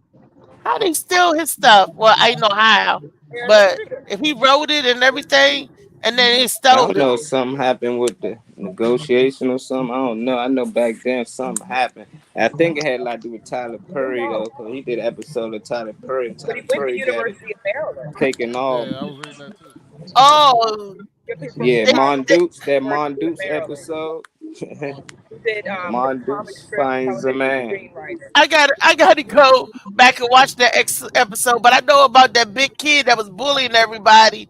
Like he was Jason. Little Milton. Milton, yeah, Little Milton. That was a real kid in real life. Like he was Devo, the little white boy. Little Milton, that was funny. I'm a Swigglewats because I like it. Little Milton was stealing cars. He was stealing cars, beating everybody up. And they were like, Little Milton didn't die. He just started walking on somewhere else. And dude said, no. He jumped off the building. Yeah, Little Milton was gangster. Let him die. Little Milton wasn't going nowhere. I know something happened with the creator of it and the network. They was trying to do an Uncle Ruckus movie, but they never got the money to do it. That would have been funny. That would have been funny. Because there's a lot of people that think like Uncle Ruckus. Yeah. I like Uncle Ruckus. I'm trying to tell you, Robert. No relations. No relations. Reese, when he told Robert, I would help you, Robert, but you's a coon. I seen you on TV getting your ass whooped. Answer the phone, Robert. Hey, that nigga called the police and they got to shooting at him, and he still let them go. He's like, you made an honest mistake, officer. Another white man. He got that Revere logo. He told us the opposite of Michael Jackson. I got reversed. You got the opposite logo. I was born a white man, but he got that watermelon man syndrome. Look, Phil, I think me and you the only one that know about the watermelon man. Oh shit! Ain't nobody know about? Nobody know about God. What's our guy name? I forgot what his name is. Something Godfrey. Something. He played in Cardi Come to Harlem and all of them. And look, and Come Back Charleston Blues. Look, I guess I'm the only one that know the Watermelon Man. Anybody else on the panel know about the Watermelon Man? Nah, I don't know the Watermelon Man. They're like, what the hell y'all talking about? That sounds racist to me. You know, that sounded a little conspicuous, Marley. That sounded a little racist. It went from a show with 8 to only 2 in the conversation. It was a movie, and it was a racist movie about this white man that turned black. About a white man that turned black. It was a white man that turned black. Kansas City tried to sue him. Tyler tried to sue him. Watermelon Heist or Watermelon Man? No, it was called Watermelon Man. It was back in the 70s. Let me Google when did the Watermelon Man come out. So that was some funny shit. That was right up there with Come to Harlem and Charleston Blues. Because that movie was racist as hell. Hell yeah, it was racist. You look back now? Oh my God. When did the movie Watermelon Man come out? My favorite part when he when he went to work. Soon his skin changed colors, he went to work. That was the best part. It came out May the 27th, 1970. So that was 54 years ago. No, they wouldn't know about it. It came out May the 27th, 1970. Watermelon Man. Watermelon Man was released in the United States. As the showrunner. The first episode of the fourth season was first broadcast on April 21st, 2014. Let me see if it gives my dude name. Comedy satire. Film is about Jeff Geber, a white middle-class suburban insurance salesman who wakes up one day and finds his skin has been changed black. He had a heat lamp. He tried to tan himself. And Melvin Van Peebles is in the show. Everybody know Melvin Van Peebles. Rest in peace. The film was directed by Melvin Van Peebles. That's some history for y'all. Little black. And that's Mario Van Peebles' father. Everybody know who Melvin Van Peebles is? Melvin and Mario Van Peebles? They like, who the hell is that dude? As the panel goes silent.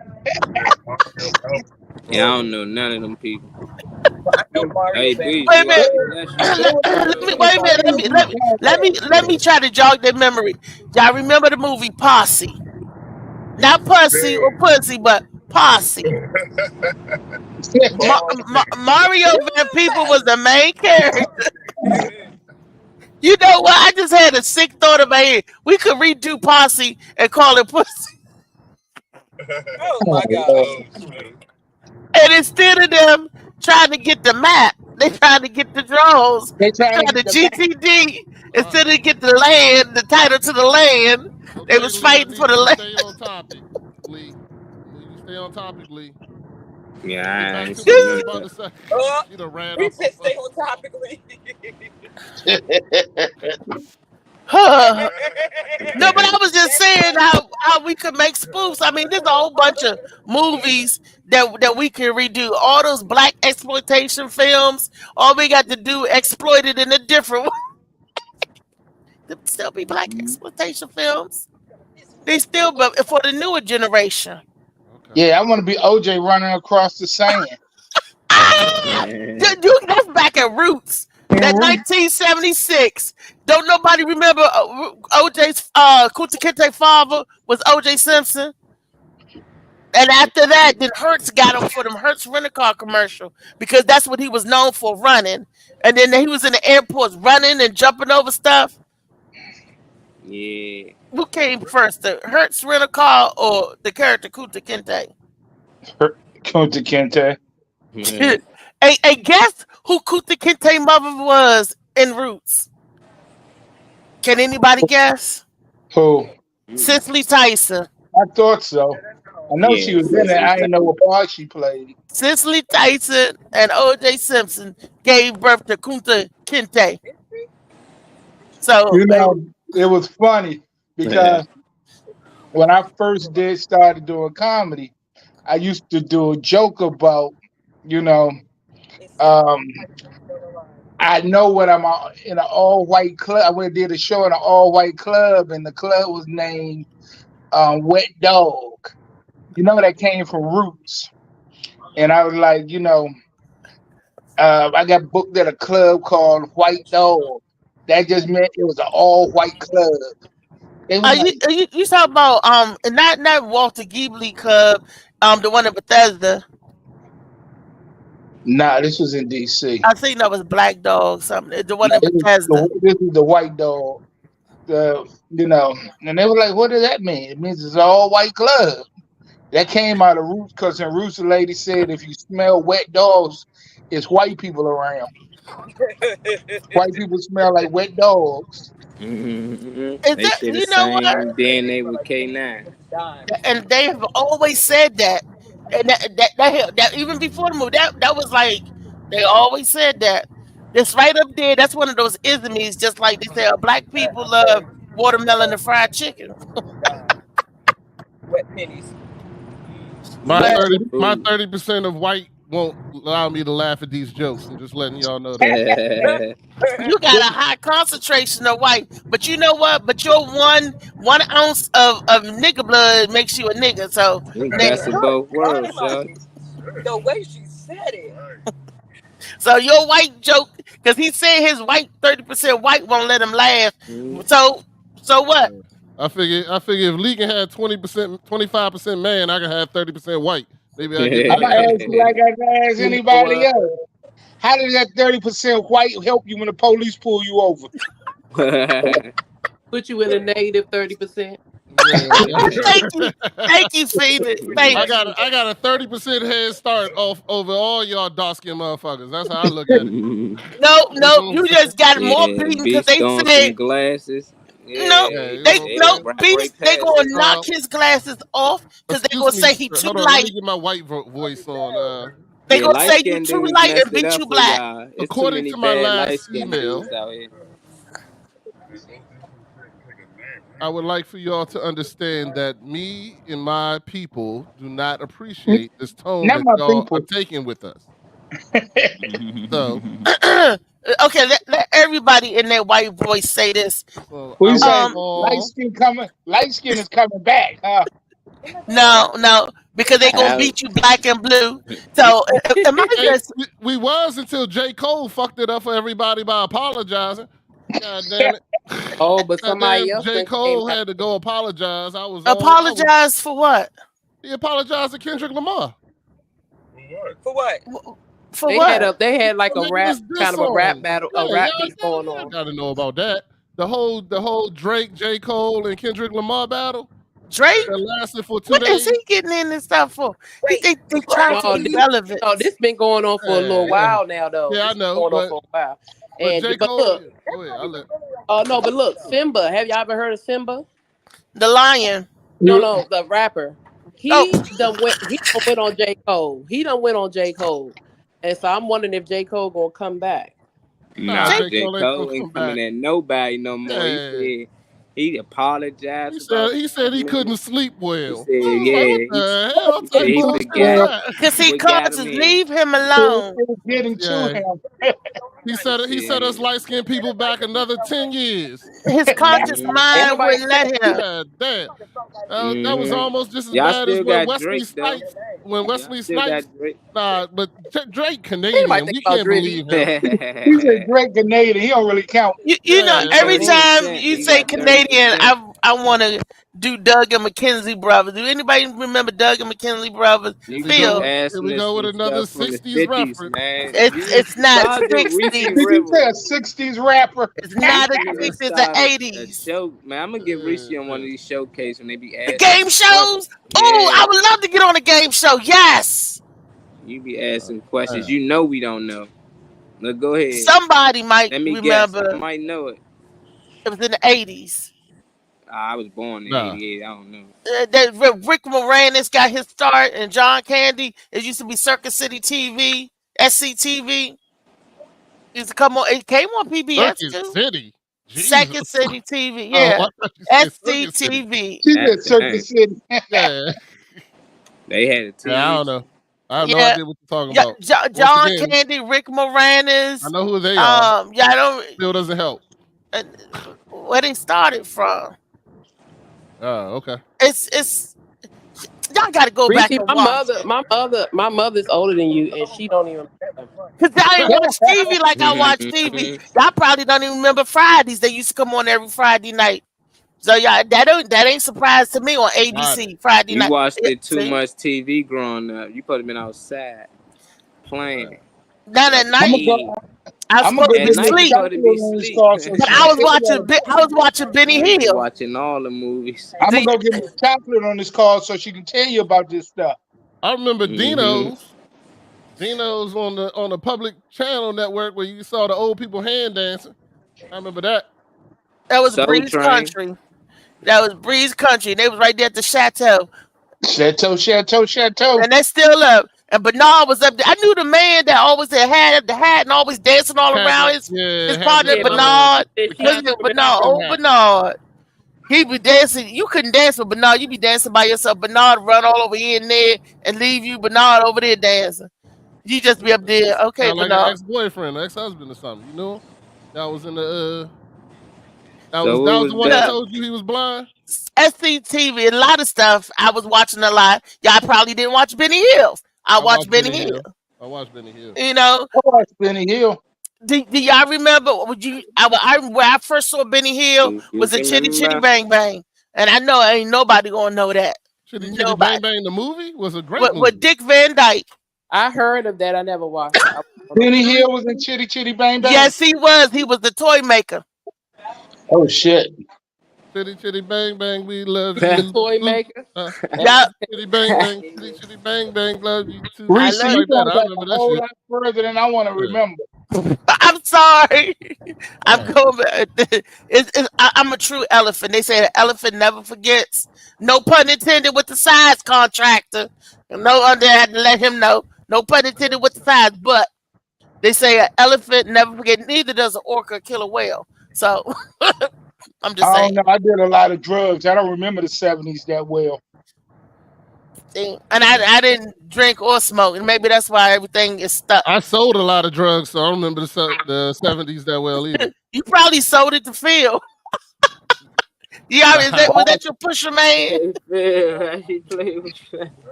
Roger coming out the diaper. I don't remember.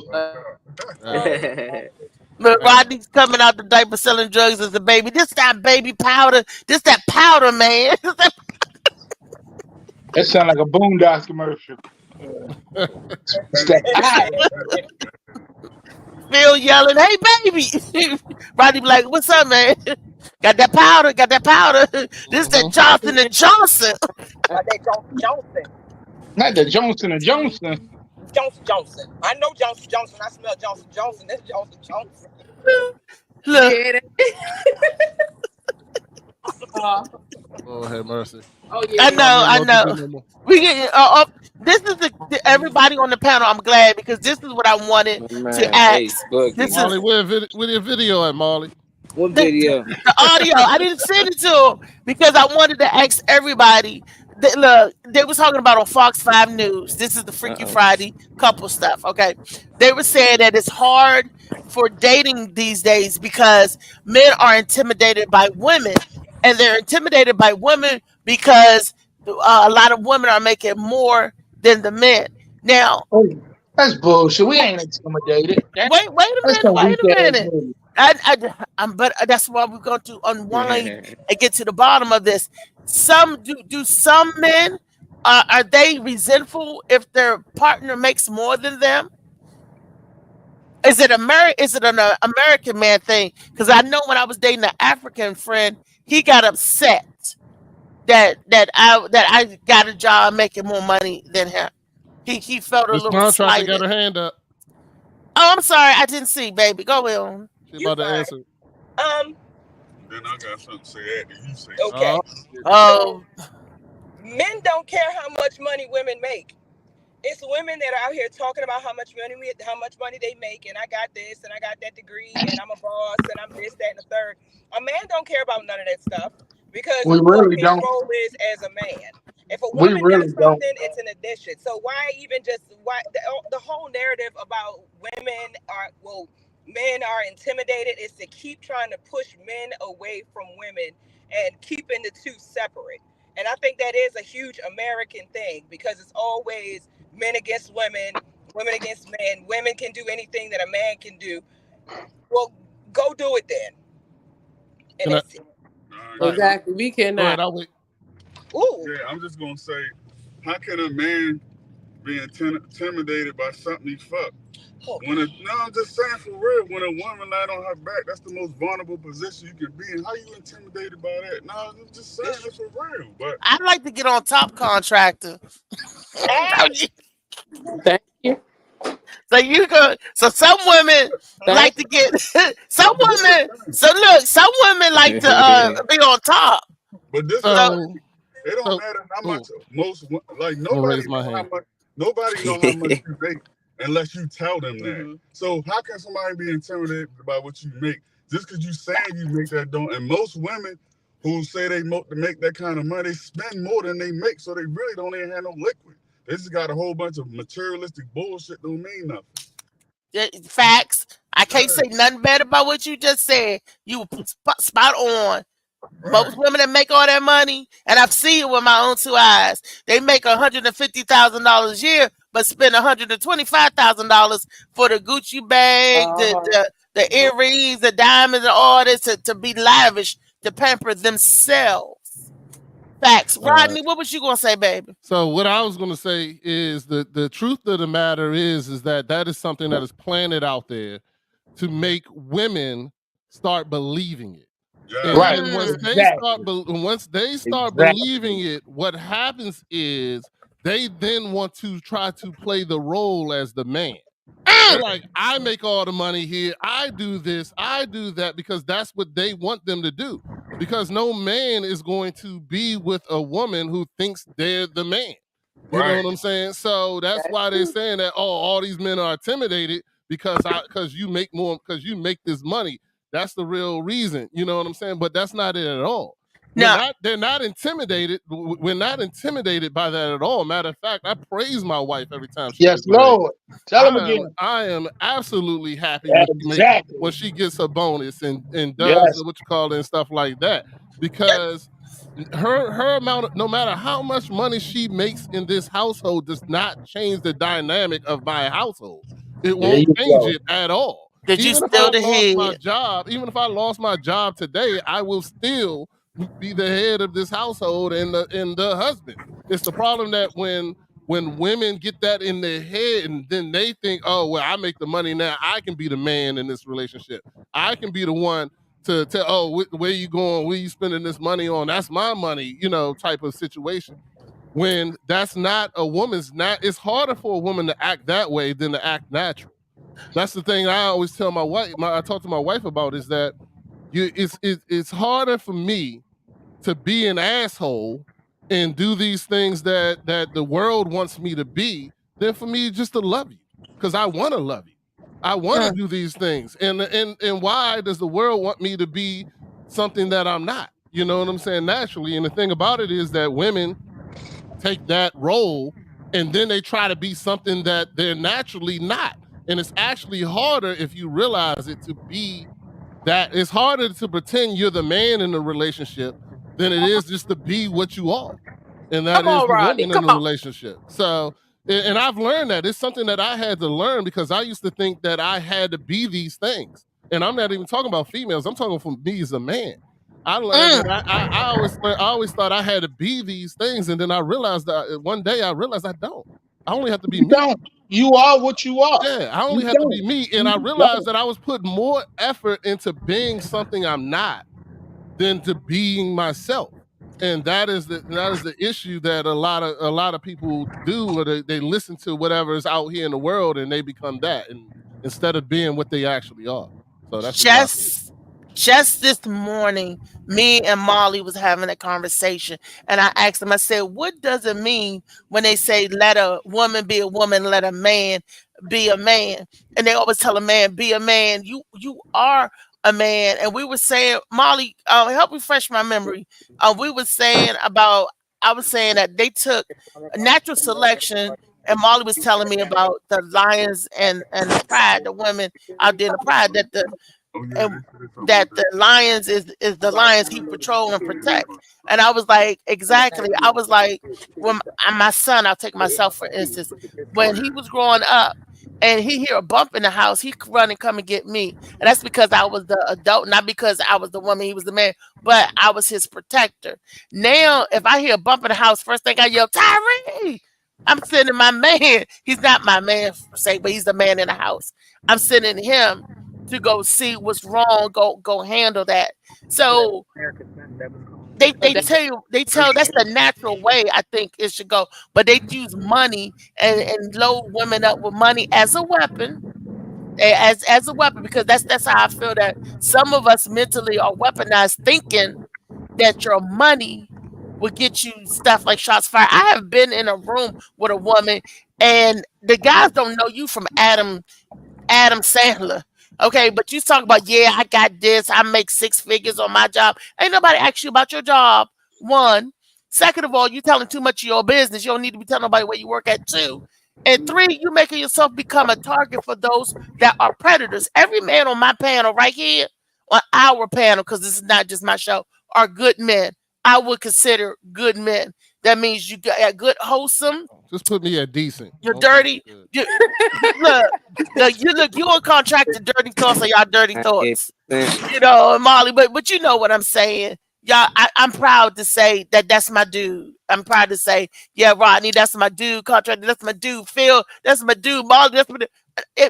I'm proud to say that ain't no shade in what I'm saying. Basically, what I'm saying, Rodney. But I just want to say something. I make minimum wage, so I don't care what you make. Then nobody asks you what you make. I know. I'm just putting it out there. I make minimum wage. But a lot of women that got the bag think they got the bag. So I'm just gonna say the lady was talking about what all she got and thought the dudes was some scrub because they was dressed in their little scrub clothes. What is a scrub anyway? They was dressed all relaxed, put it like that. And they laughed. And then they said, but we make more than that, boo.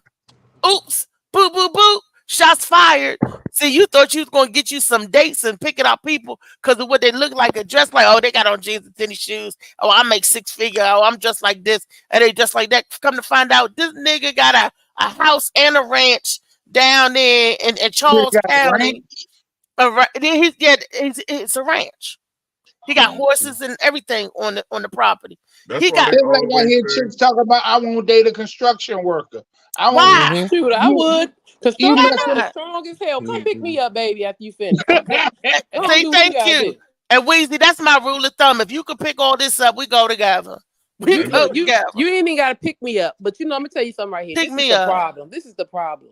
A lot of women have not had their father as examples. There you go. And the fact that they did not see an example of their father, they don't know what men really are.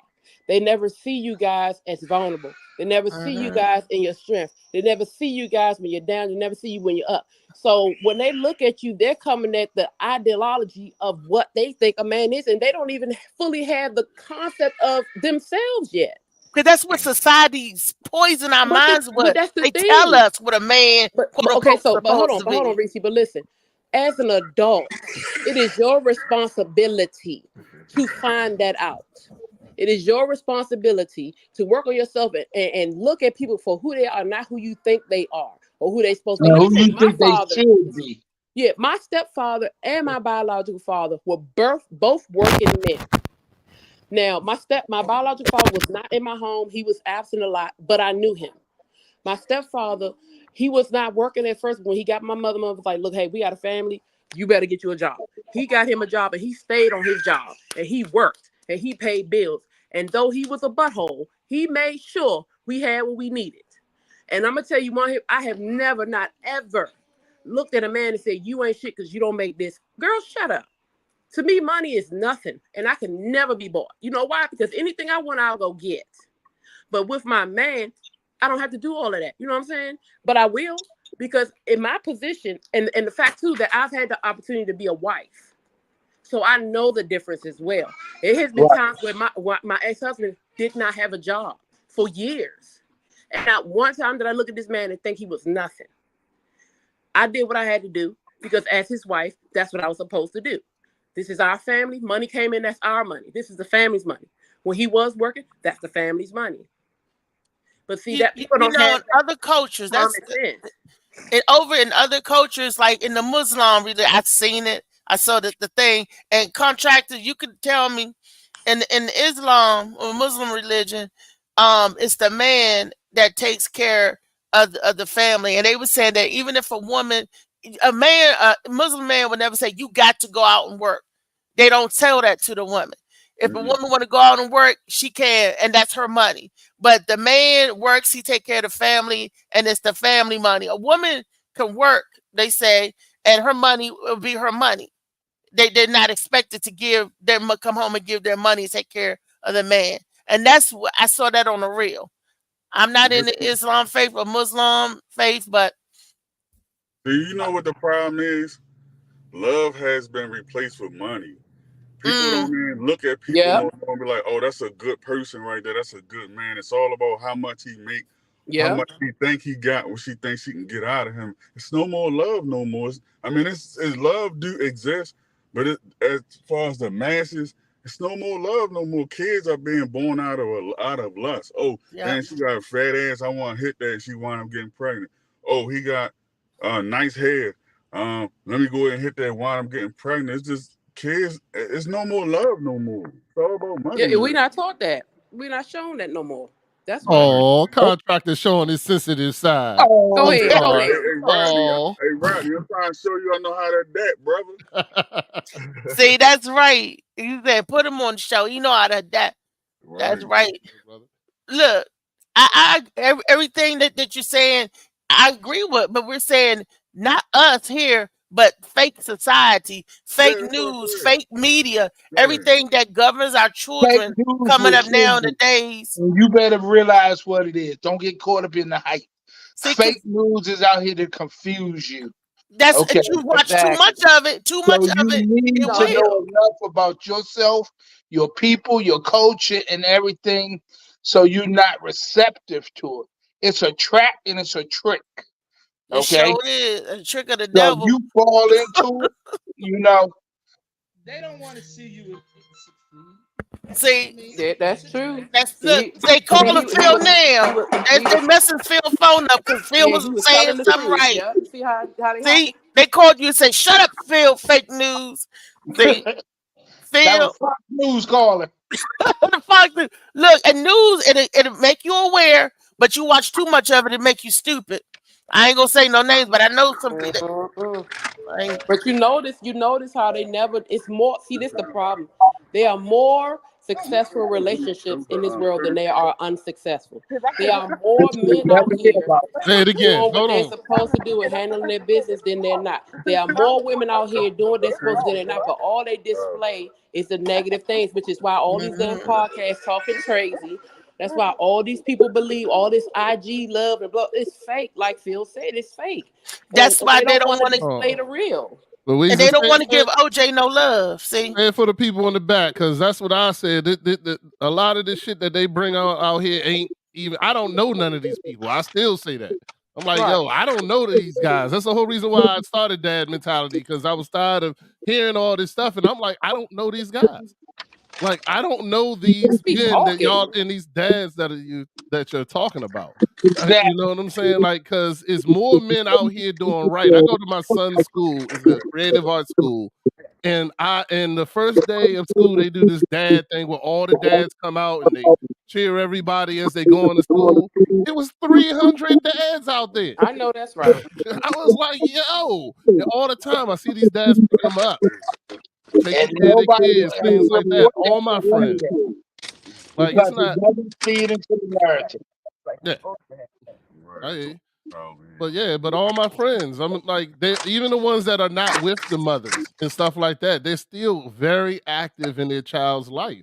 Nowadays it's different. It's not the 80s anymore where men didn't know their rights. That was one of the biggest things back then that made that in the early 90s and the 80s that men didn't know their rights. But now men know their rights. There's no excuse. We good. You gonna tell us we ain't gonna see our kid? We're gonna take you to court. We're gonna see our kid. We're gonna pay our child support. Men nowadays, we okay with it. Like, go ahead. Go ahead. You're actually gonna get less if you take us to child support now than what we'll give you. You know what I'm saying? These guys that I know. So I mean, but those stories aren't told. You know, it's always that narrative of this or that, or black men, you can't find a good man. You gotta be the problem I always have, and I tell people when I talk to them is they're like, oh, I can't find a good man. I said, well, have you ever thought that you're not a good woman? You know, amen. I heard that. Have you ever thought about the fact that, and it was like, well, men don't know how to lead. I said, well, do you know how to follow? Exactly. You know what I'm saying? That's got to be the thing. As soon as whatever you take, and I tell people, I was like, man, you always got to look at yourself because they out there. You know what I'm saying? That day you're talking about is out there, but they're not looking for you. You know why they're not looking for you? You know why they are not looking for you? Because you are not the right woman. You don't get straight. Just because I make $150,000, you think that's good? Shit, you can make $1 million and still not. You know, if you don't know how to listen and follow and be a part of and be in a partnership and not be peaceful. You don't know how to be peaceful. That drama shit is exhausting. And I tell my sisters all the time, get it together, please. It bothers me when you see I have 3 daughters and I have 2 sons, and I teach them the very same things. Of course, you have to teach boys different and teach girls different, but I teach them the very same thing: respect and peace. And the fact that if you don't have peace within yourself, you're gonna cause chaos for other people.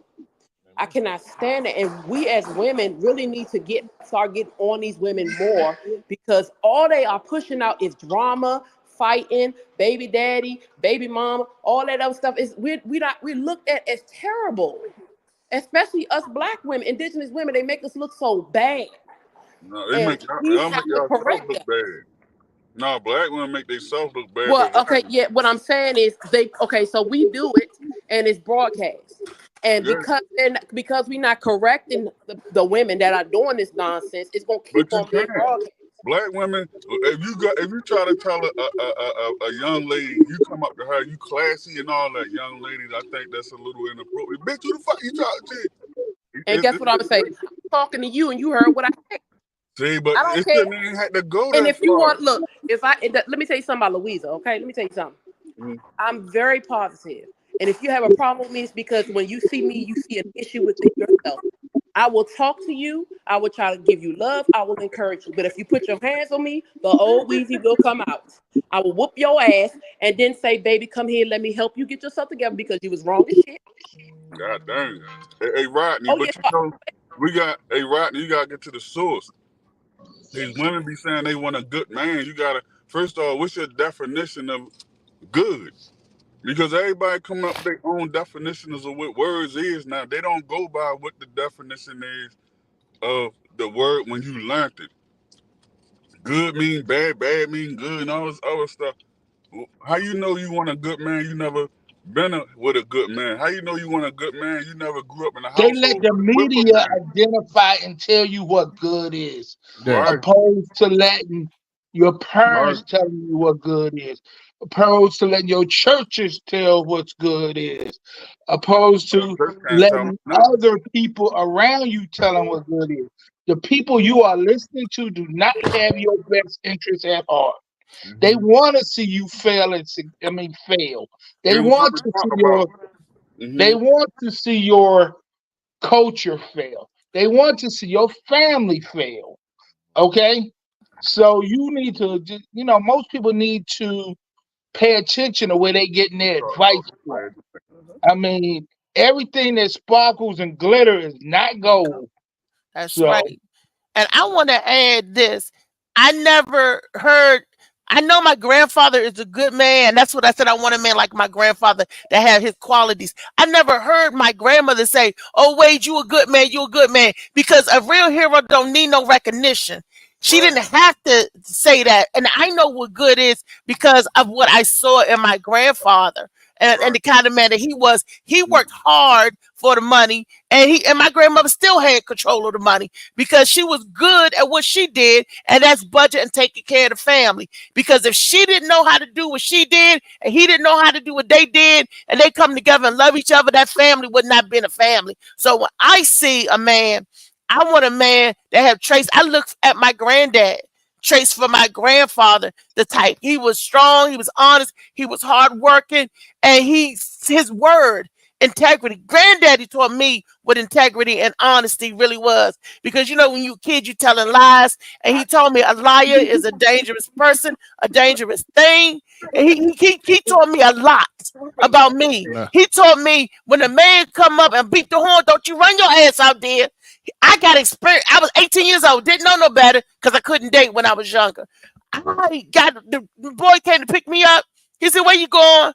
I said, "I'm going out." He calling for me. He said, "Sit your butt right there." And if God did bum, bum, bum, he said, if he wants to date you, he will come in the house and let us see him take you out if he really your boyfriend trying to be about you. So I opened the door all scared. He come to the door. I said, my grandparents want to meet you. He was like, "Oh, okay." I was so scared because I didn't know what they was going to say to him or whatever. He said, "How you doing?" And they was like, "Oh, how you doing?" And the grandparents said, "Where y'all going?" And he said, "Oh, we just going out to the movies, get something to eat." Okay. And then I take it to the hotel. Oh, I slept. I'm sorry. I wasn't coming home that night. My grandmother knew I was spending the night with my cousin Monica at Monica's house. So we had I played that game before too. I'm staying night at my cousin's house, but I was somewhere else. I played. I was at the night with Patrick. I'm gonna say the night. I was up there. I was up in Northwest. I was spending.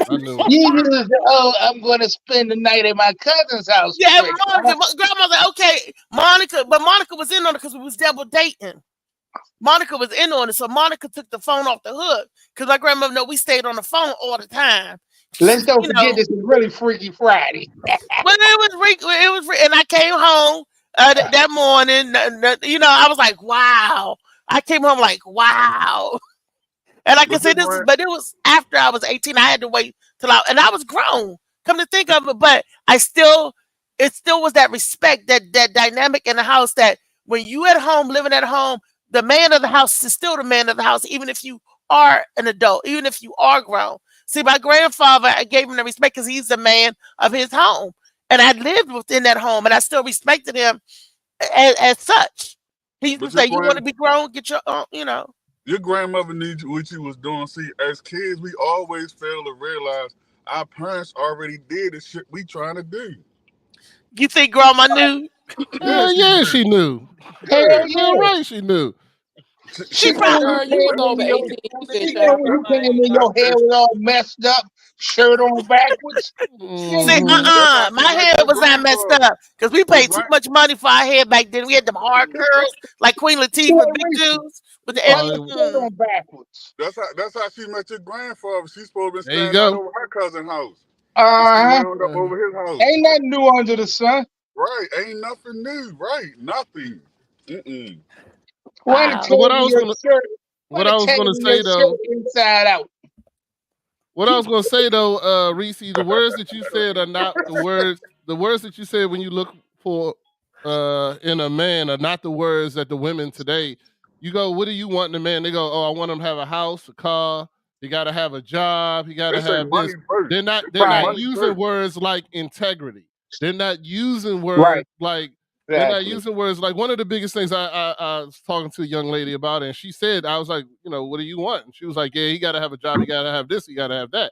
I said, good. He has all those things. I said, but does he have a giving heart? Right. Because he can have all those things, and you ain't gonna get none of it. You ain't gonna come home to his house. You ain't gonna come home and use his car. You ain't gonna do none of that shit. He ain't gonna give you a fucking dime of his money if he does not have a giving heart. You want to come on? If he doesn't have a giving heart, then he ain't gonna give you none of that shit. I mean, look at Contractor over there in a Lamborghini truck and shit. If he didn't have a goddamn giving heart, Mrs. Contractor will not be riding in that motherfucker. She'll be sitting at home. He'll be eating good and doing what he's gonna do. But no, you see, every time you see him, he riding with her. He loves his woman. This, that, and the other. That money don't mean shit. You know what I'm saying? That money don't mean shit. I don't know. I think she time enough for him, so I'm never saying. It's still, but I mean, you get what I'm saying, though. You gotta look at that. If he didn't have integrity, he using that truck to bang every chick in Baltimore. You know what I'm saying? If he don't have every little dirty butt girl. You know what I'm saying? And those things, those are the real traits that women need to be looking for in a man, opposed to what they driving or what kind of house they got or what kind of, where they doing or their drug deal or whatever, It's about what that person really is, because that's who you're going to be with no matter what happens, because he can have all the money in the world, but if he's not a giving heart, if he's not in a place to be a husband or a partner, then you provider, ain't got shit. And Reese, let me tell you something. Providing does not only mean financial. A man has to, it's provision. It's what he sees for y'all. It's not just money. I know but I'm just saying people get that wrong. He needs to be able to provide it, yeah, but that's not only financial. He got to be emotionally available. Yeah, let something bad happen. Let something, let something, he needs to be there to support. Life happen. Like what somebody life. That's right. And I've seen that vice versa, because a tragedy struck our family in several different ways, and not only was he there for his family, he was there for her family as well too. Every member of her family loved him. Loved him because he was there. He was some of the members called my grandfather before they did my grandmother, and that's her family. They would call Uncle Wade. Uncle Wade. I gotta get ready to go be responsible. It's getting ready to be that time. It's getting have a good day, Bill. To that time. Y'all got to see our post me and Miss Contractor put on TikTok. I'm showing everybody that I am. Wait a minute, TikTok? With TikTok? I mean on TikTok. I'm showing everybody that I am human. I'm a real person. Them jokes is just jokes. It's just how I think. But I'm a real person. Yeah, you gotta check the TikTok video, man. How dig. All right, we're gonna check it out. Be letting the people know. What's your TikTok? Phil? If you follow me, Phil, I follow you right back. What's your TikTok? Oh, it's Chrissy. What's the TikTok? The Contractor. It's the THA contractor.co. Okay. I thought I was looking up comedy. And it's the same picture that was on Instagram, but I don't know. My followers been dropping off and shit. You got another TikTok. No, it's the same one from yesterday. Same one. That's what the TikTok handle is. It's still the contractor comedy. Yeah, it's still the contractor comedy. And I'm standing in front of the yellow truck. Same picture from Instagram. Hey, it's Miss Phoenix, right? Is that Miss Phoenix? Blue Phoenix. Yeah, you was my friend on Instagram too, right? Yeah, I think so. I think last time I was on, I had got your information. Oh, it was too much for you? Oh no, I haven't. I'm gonna be honest. I have not been able to get on much of anything lately. Oh, yeah, not even telephone. No, I thought I saw we wasn't friends no more on Instagram. What? I'm gonna have to go look. Yeah, cause yeah, that's why I'm saying I gotta start showing people that I'm human. I do. You are human. We know you're human, but you're human too, as well. Human. Yeah, human. You a Baltimore. She messing with us because the way we sound. Yeah, and I dug in the video too. Yo, what? You dug in the video. Yeah. Well, we talking about him, but you ain't. He'll be in some other videos. His dog is in the video, y'all. His dog. Because he dug in the video. What was you digging, baby? He said, I dug. Well, what was you digging? Teach me how to Dougie. Teach me how to. Hey, Miss Blue Phoenix, you see it on TikTok, the page? Is she there? Phoenix. Yes, ma'am. Wait, was she must have. Can you hear me? Yes, ma'am. Okay. I'm sorry. What were you saying? My nephew was hollering in my ear. Oh yeah, I'm saying, do you see it on TikTok? Because I'll follow you right back. Okay, I'm about to pull it up. I'm getting ready to look on my IG because you said that was acting up too. Yeah, I don't even be on Instagram. That shit is whack. Now, can somebody read what the people were saying in the comments? Because I can't see. I see Misha said something. Wait a minute. There go Lee. He also has to be self-sufficient. You can't date or be in a relationship and you are not a complete person. That, you know what? This is what I tell my son. If you don't have the money, not saying that you had to or whatever, but if you don't have the money to date a woman, don't take her out. If your pockets are running on low, don't take her out. That's true. You know, if you don't have the money to do what you need to do, if you asking a woman out and you ain't got enough money to do what y'all want to do, then it's not the time to go out. Wait, if you got to save a couple of checks, you wait. You don't do that. And at the same token, I tell my son, don't go out and expect a man to take care of a woman to take care of you, and don't get involved with a woman with a bunch of kids and try to live off of her or try to take away anything that she got going with them children. You got to separate that. And also I'm learning you don't need to be introduced to them kids point blank right immediately. That, you know, if she said, I want you to meet my kids, you're like, no, I want to get to know you first. Because it don't make any sense to fall in love with them kids if you can't stand that mate. Because that happened to me. Hey, Reese, my son hated me because he thought I did something wrong. Hey, Reese, it depends because how old is your son? Well, he's 31 now, but growing up. You know what I'm saying? If he meet a woman in her 50s, and then, you know, her daughter like 20-something, you know, he can go in and fuck her daughter too. Oh my God. He respected, but he ain't gonna do that. Even I be telling him, I say, go on and get your thing off with some of these thoughts instead of letting I'm at the point. Don't let a girl play you. You know, because even though I never play nobody, I still know how the game is played. That don't mean, you know, I still know the rules of it, and I know that there's rules to this game. You know, even though I ain't did that stuff, I know the people out there that do it. You out of the game. You got your pussy on the shelf. You can't. Wait a minute, Rodney. Wait a minute, Rodney. My coochie ain't got nothing to do with BB put in the game. See, that's what people get it wrong. That right there is the ultimate prize. That's the trophy. Hey, Reese, he trying to say it's dusty because you know it's always dust up on the shelf. No, I skippity back. You can't be a coach if you were never a player. Hey, you know what I'm saying? Like if you ain't out on I didn't play nobody for their money. I didn't try to trick nobody. I ain't trying to hurt nobody. That's what I'm trying to say. I wasn't a sack chaser. I wasn't a sack chaser. The only sack that I chased was my own bag that I was achieving on my own. I wasn't out here trying to wheel and deal the men for their dollars. Because if I did, I could have been paid. Honestly, once again, you're not following. I'm trying to lead here and get you in the right place. All you got to do is listen. You ain't put nobody my way yet. Listen to what I got to say to you, Reese. You can't be out here telling women what to do if your pussy on the shelf. You need to have a nigga there shining your pussy every morning.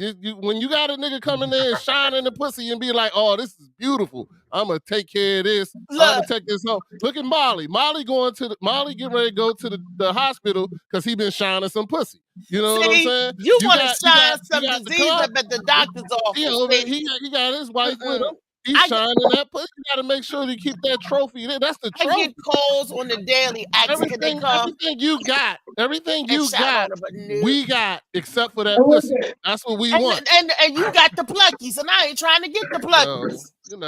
Hey, I'm just saying. And the people, I got people calling me. I can show you text where they just say, hey, can I come over there? Can I do you can't do nothing to the coochie. The girl is fine. If I keep the damn dirters out of it, I won't get the pluckies. Well, but I ain't trying to go to the OBGYN. I'm too old to carry STDs. Okay. But why are you attracting those guys? Why are you attracting the guys that ain't shit? Why don't you have a Mr. Contracting? If 98% of the niggas you fucking ain't shit, then something wrong with you. It ain't them. It's you. Yeah, that's why I stopped picking with them. So you need to why do you not have the 2%? We need you to find the 2%. That's what I'm looking for. And when I find that 2%, I can cash you still 2%. Even when you find the 2%, you still like, nah, my pussy on the shelf. Nope, you can't have it. Nah. You still on that shit. That 2% going to know how to get it off the shelf. If you truly that 2%, if you I don't know what it was supposed to be, because that 2% know how to act. I'm looking for act right, not you know what I'm saying? You like those people that collect old cars. You got that old pussy sitting up there and think niggas supposed to still want it. You know what I'm saying? But they do want it because you got these young dudes, they want the new Challenger. They want the new Challenger, the new Charger. They want to crash them cars. They want the Lamborghini crash it, Rodney. I'm a classic, baby. You got to take care of this leather. You got to take care of this seat and this interior and the engine purring like a kitten. It's a classic and it's a vintage. That's why this classic vintage Chevelle is worth way more than that Dodge Challenger that you got about to go crash up into. You need to let a nigga get in there and give that pussy a tune-up. That's what you need to let happen. That's all I got to say. I got a good question. Do women think or don't think that age matter when you out here trying to date? Well, did you say age or age? Age, I don't know. I said age or AGE. Age. We were talking about diseases and getting the plucky. You was talking about that. Age. I don't think age matters anymore. I mean, because I'm at the age where it don't matter, as long as you're adult and stuff like that. No, I ain't talking about you. I'm just saying in general. Like you'll see a lot of older women talking about waiting to be married. Do you think that age matters? Like, do you think you should have buckled down? Not you. I'm just saying women in general, they should have buckled down a lot sooner. Or a lot of them dudes you passed up and said he was too nice, they looking for them dudes now. Okay, we got somebody in the comments, a couple of people in the comments. Read them comments. I like how you ignored my question. No, it's the question. They answering your question in the comments. Oh, okay. Because when you answer the question, something popped up. Okay, so that's why I can't see it. My bad, Reese. Sure, you know, I'm gonna give you the answer that I know. I'm gonna give you my answer. I don't know about them other women. You know, do I want to be married? I would love to have a mate, a partner, but if you don't, sometimes you got to go it alone. I don't, you know. Hey, Misha said, you know, goddamn well. They would rather have a dusty kitty. Wait a minute, Lee. He reading, Lee. They know good and damn well they will rather have a dusty kitty than a overworked one. If you're not getting the kitty, it don't matter which one it is, in my opinion. It don't matter if it's overworked or dusty if you ain't giving it up. So nigga don't know unless it's gotta get given up. I'm just saying. You want it today, Rodney. Okay, you want it today, yo. I might have watched a couple of your comedy joints. He must have watched something because he all out of order. This is the beast mentality coming on here. Go ahead, Lee. Men out there have been talking all night, most of the night, about shit like this. And she told me who she really was. It ain't all about the pussy. She's a cock gobbler. Okay. What? She says that I'm a cock gobbler. Oh, I heard her. Y'all know what that means, right? No, I would like a good definition. Tell me. What is it? Rodney's an ass. Rodney, you know good and daggone well. I'm a headmaster. Put it like this. First of all, I didn't know personally, but now that is good information. I mean, When she told me that, I just shut up. Okay. I didn't need to know or none of that. I was like, okay, that sounds like a good joke. And she wasn't joking. Hey. I said, damn. Contractor? Oh no, Miss Contractor was home. Go back to the beginning. You ain't right. Oh, this lady right here. You got press it. This lady right here, after she did her makeover, I said she looked like G Money from New Jack City. The same fade. That's after the makeover? Yeah, she had the same fade G Money had on New Jack City. Wow. But what should be for? That part, I don't All know. right. But go ahead, Rodney. Back to the question. No, I'm just saying, you need if you're gonna tell women how to get a man, you need to be out there. Now, I ain't saying nothing wrong with no Rodney, I am out here. I'm out here. I'm dating. I'm out here. Okay. I'm dating.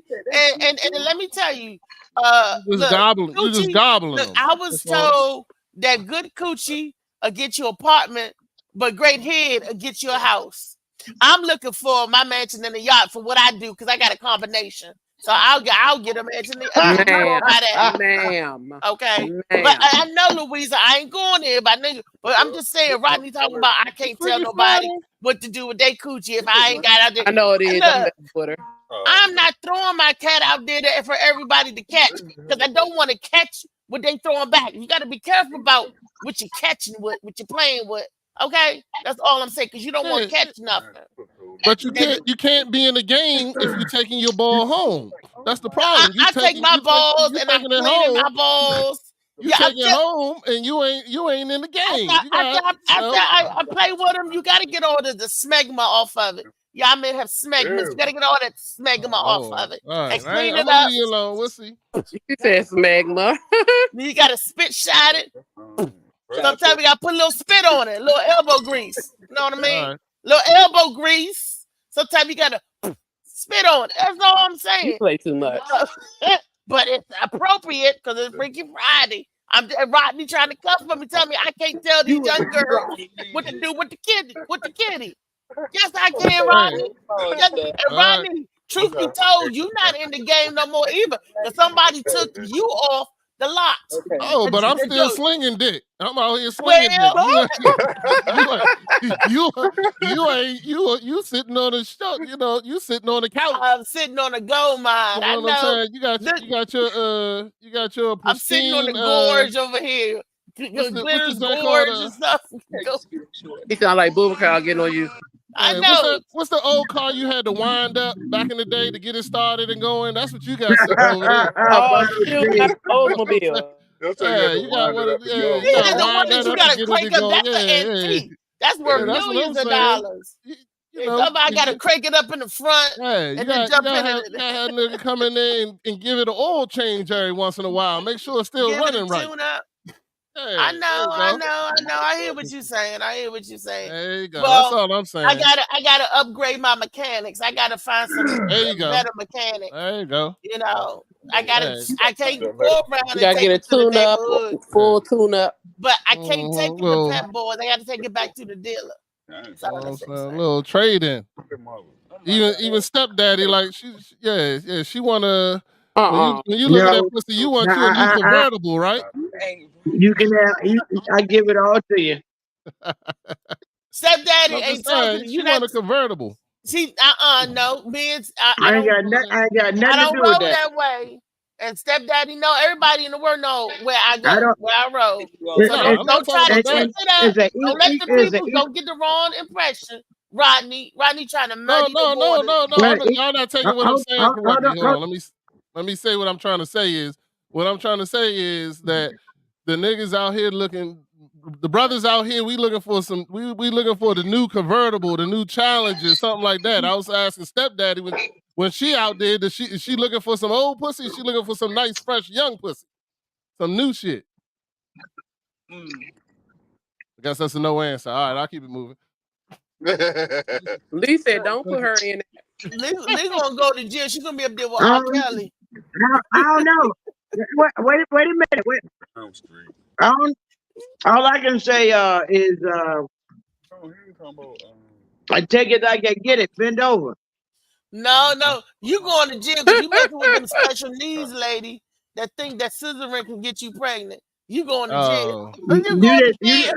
You didn't hear what I said. You didn't hear what I said to him because you're talking. I told him bend over. I take it like I get it. Tell him to bend over. How you get it to stay? That's how you get it. You tell him to bend over.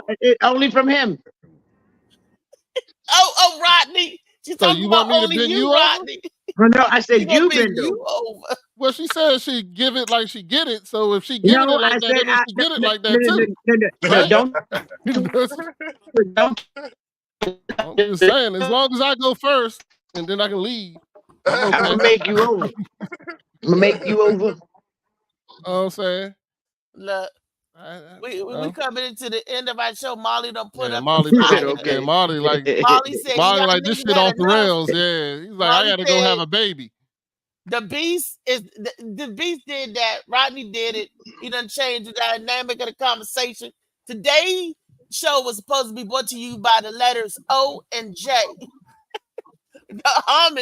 Paying homage to the great football player, the great Heisman Trophy winner, and the great running back, and the great actor. That's what we pay homage to, the actor, that legacy. I don't want to hear nothing else that they're talking about right now. So they always want to diminish us, but I want to lift us up. So to the OJ family, to all of y'all, peace. Anybody got anything to say? Lee? Contract? Yeah. Up for OJ, but do me a favor. Throw my flyer up there so we can get some sponsors, some people coming somewhere. Damn. I tell you, I'm tired, I'm hungry, I'm eating, and I'm still feeling woozy. Might be pregnant. Check out me and Miss Con. Don't get it. On TikTok. We was doing okay. Who said somebody? Yeah, it is yours. Whoever said I'm pregnant, that is yours. Contractor. That's what I'm leaving out that with Lee pregnant. That's what Beast just said. Me and Miss Contractor video we did last night, we was doing paperwork. And we was sitting there and was like, dang, what's that noise? And then y'all see the rest on there. It's funny. I don't want to see no nakedness now. It wasn't nothing like that. Because they do got a TikTok, adult TikTok. They do. I ain't been on it. I just seen it. I you ain't gonna see. I just seen it. That's all. Adult TikTok. I did see it. That's legal. I'm a snitch then because I reported that shit. Hey Lee, I be on TikTok now, so if you send me a friend request, I'll follow you right back. Got you. I'll send you. All right, I'll send you a request. Okay. I got. Whenever somebody follow me, I follow you right back. All right. You're moving on up and taking it. All right, guys. I'm watching Look him. here, I gotta go over to the orthopedics. Oh shit! Y'all got the gray shirts on. I gotta run over to the orthopedics. You ordered something new? Mm-hmm. What you get? Yeah, they got a gray outfit on. That's what this Chrissy cracking up. Look at that. Go check the door contract. Don't be scared. All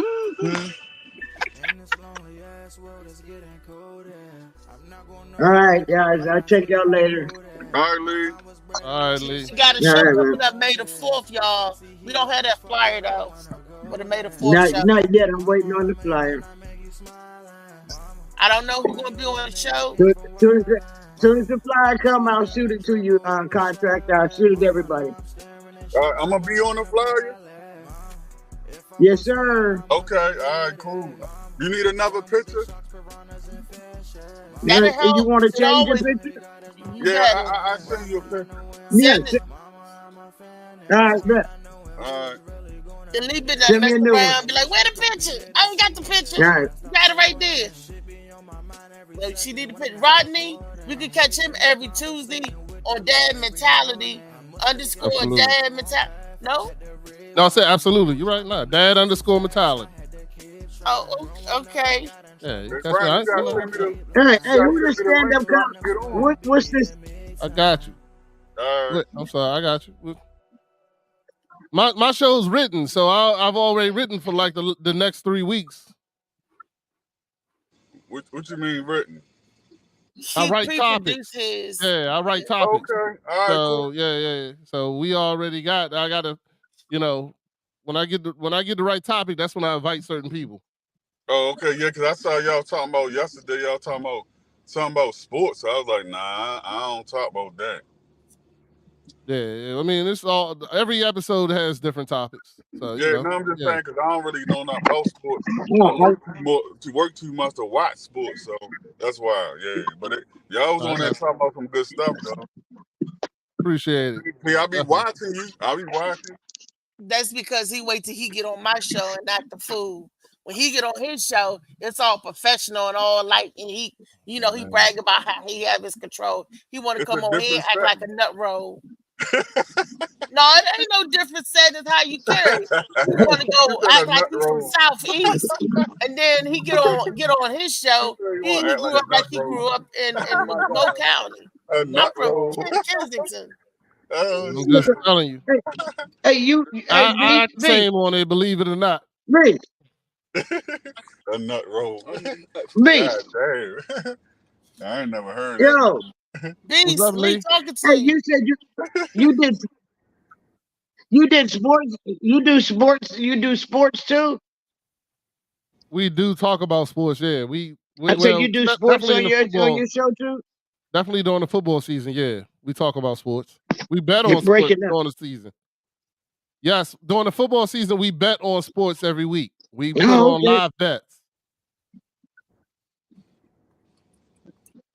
Oh, okay. But hey, just a question. What do you think about you? Do you do anything with baseball?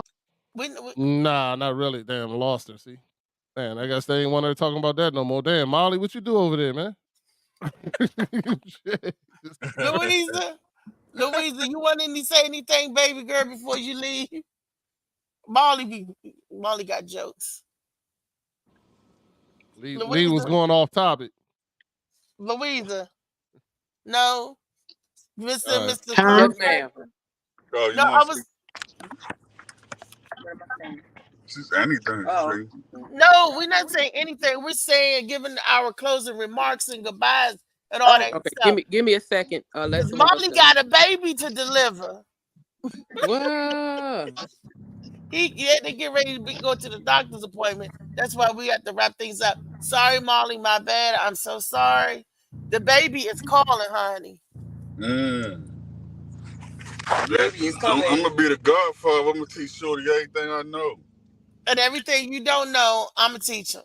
Yeah, I'm gonna teach I'm gonna teach him everything he know to get money. That's what I'm saying. Like, okay, make money legally. Yeah. I mean, that way he can have what I got and have, of course, what Molly gonna teach him too. So he can be good. And then he could build a rocket to help us get off this planet. That's what I'm talking about. To help us, black people, get up. Help your people, baby. Help your people. That's what I'm saying.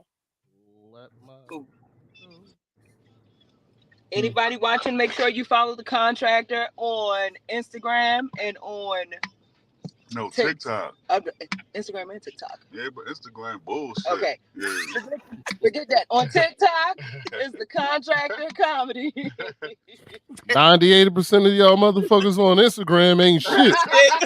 Thank you. Well said.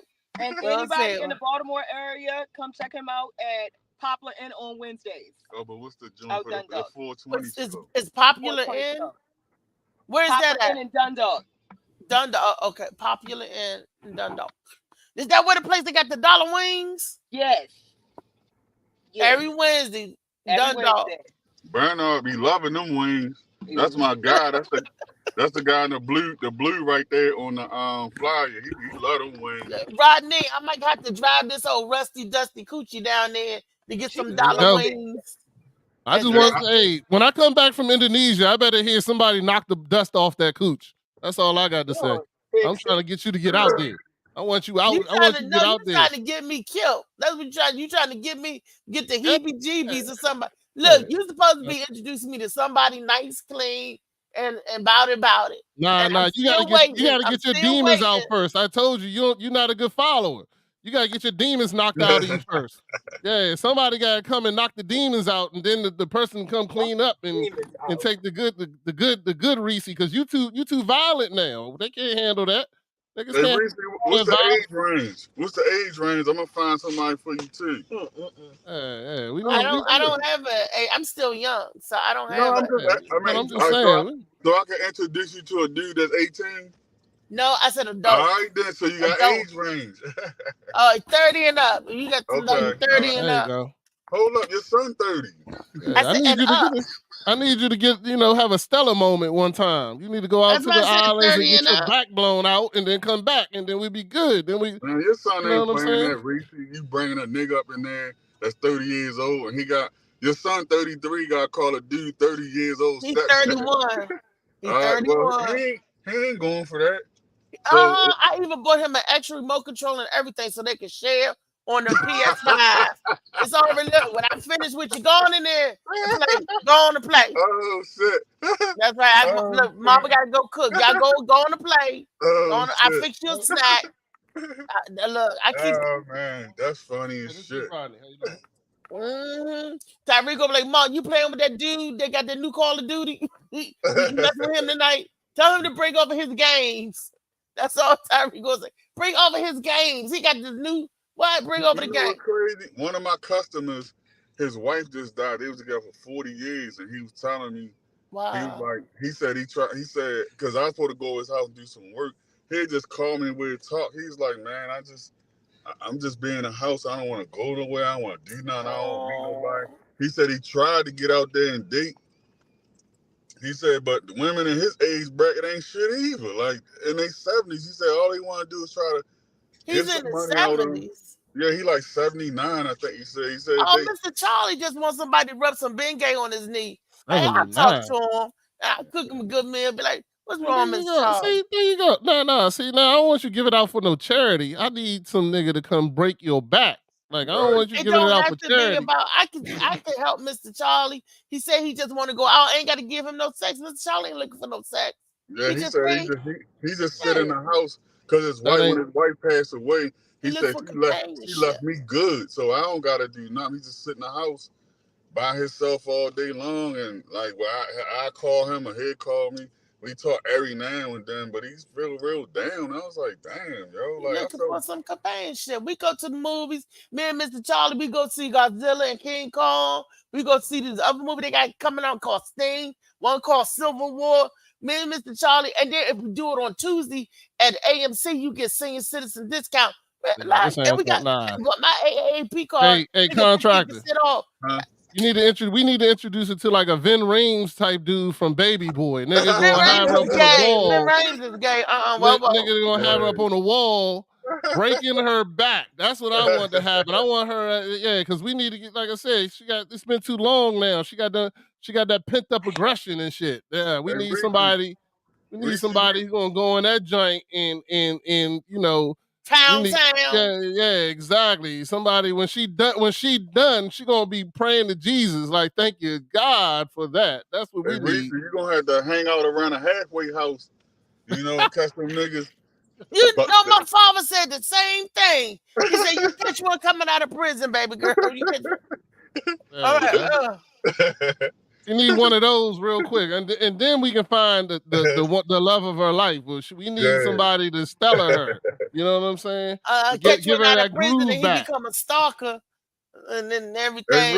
Go get a job as a correction officer. No, like a nurse or something at a halfway house. Or you don't want to be in the jail. You want them niggas like transitioning back into the real world. So go get a job at a halfway house. That way you're around the dudes and all that. You get to feel them out and see who is who.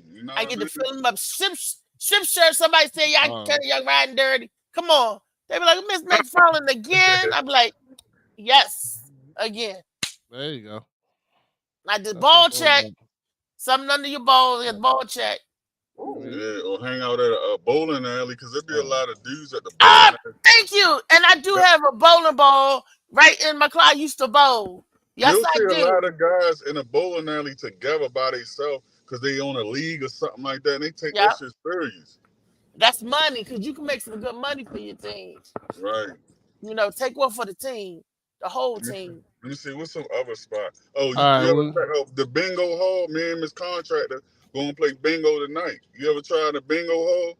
I used to live in the bingo hall. I still ain't won that $10,000 jackpot yet. Oh, you hear that? You going down Patapsco? You going down Bingo World? We're going to go to the one on Pulaski Highway going towards Shopping. Is that Bingo World? Yeah, you don't know what's the name of it?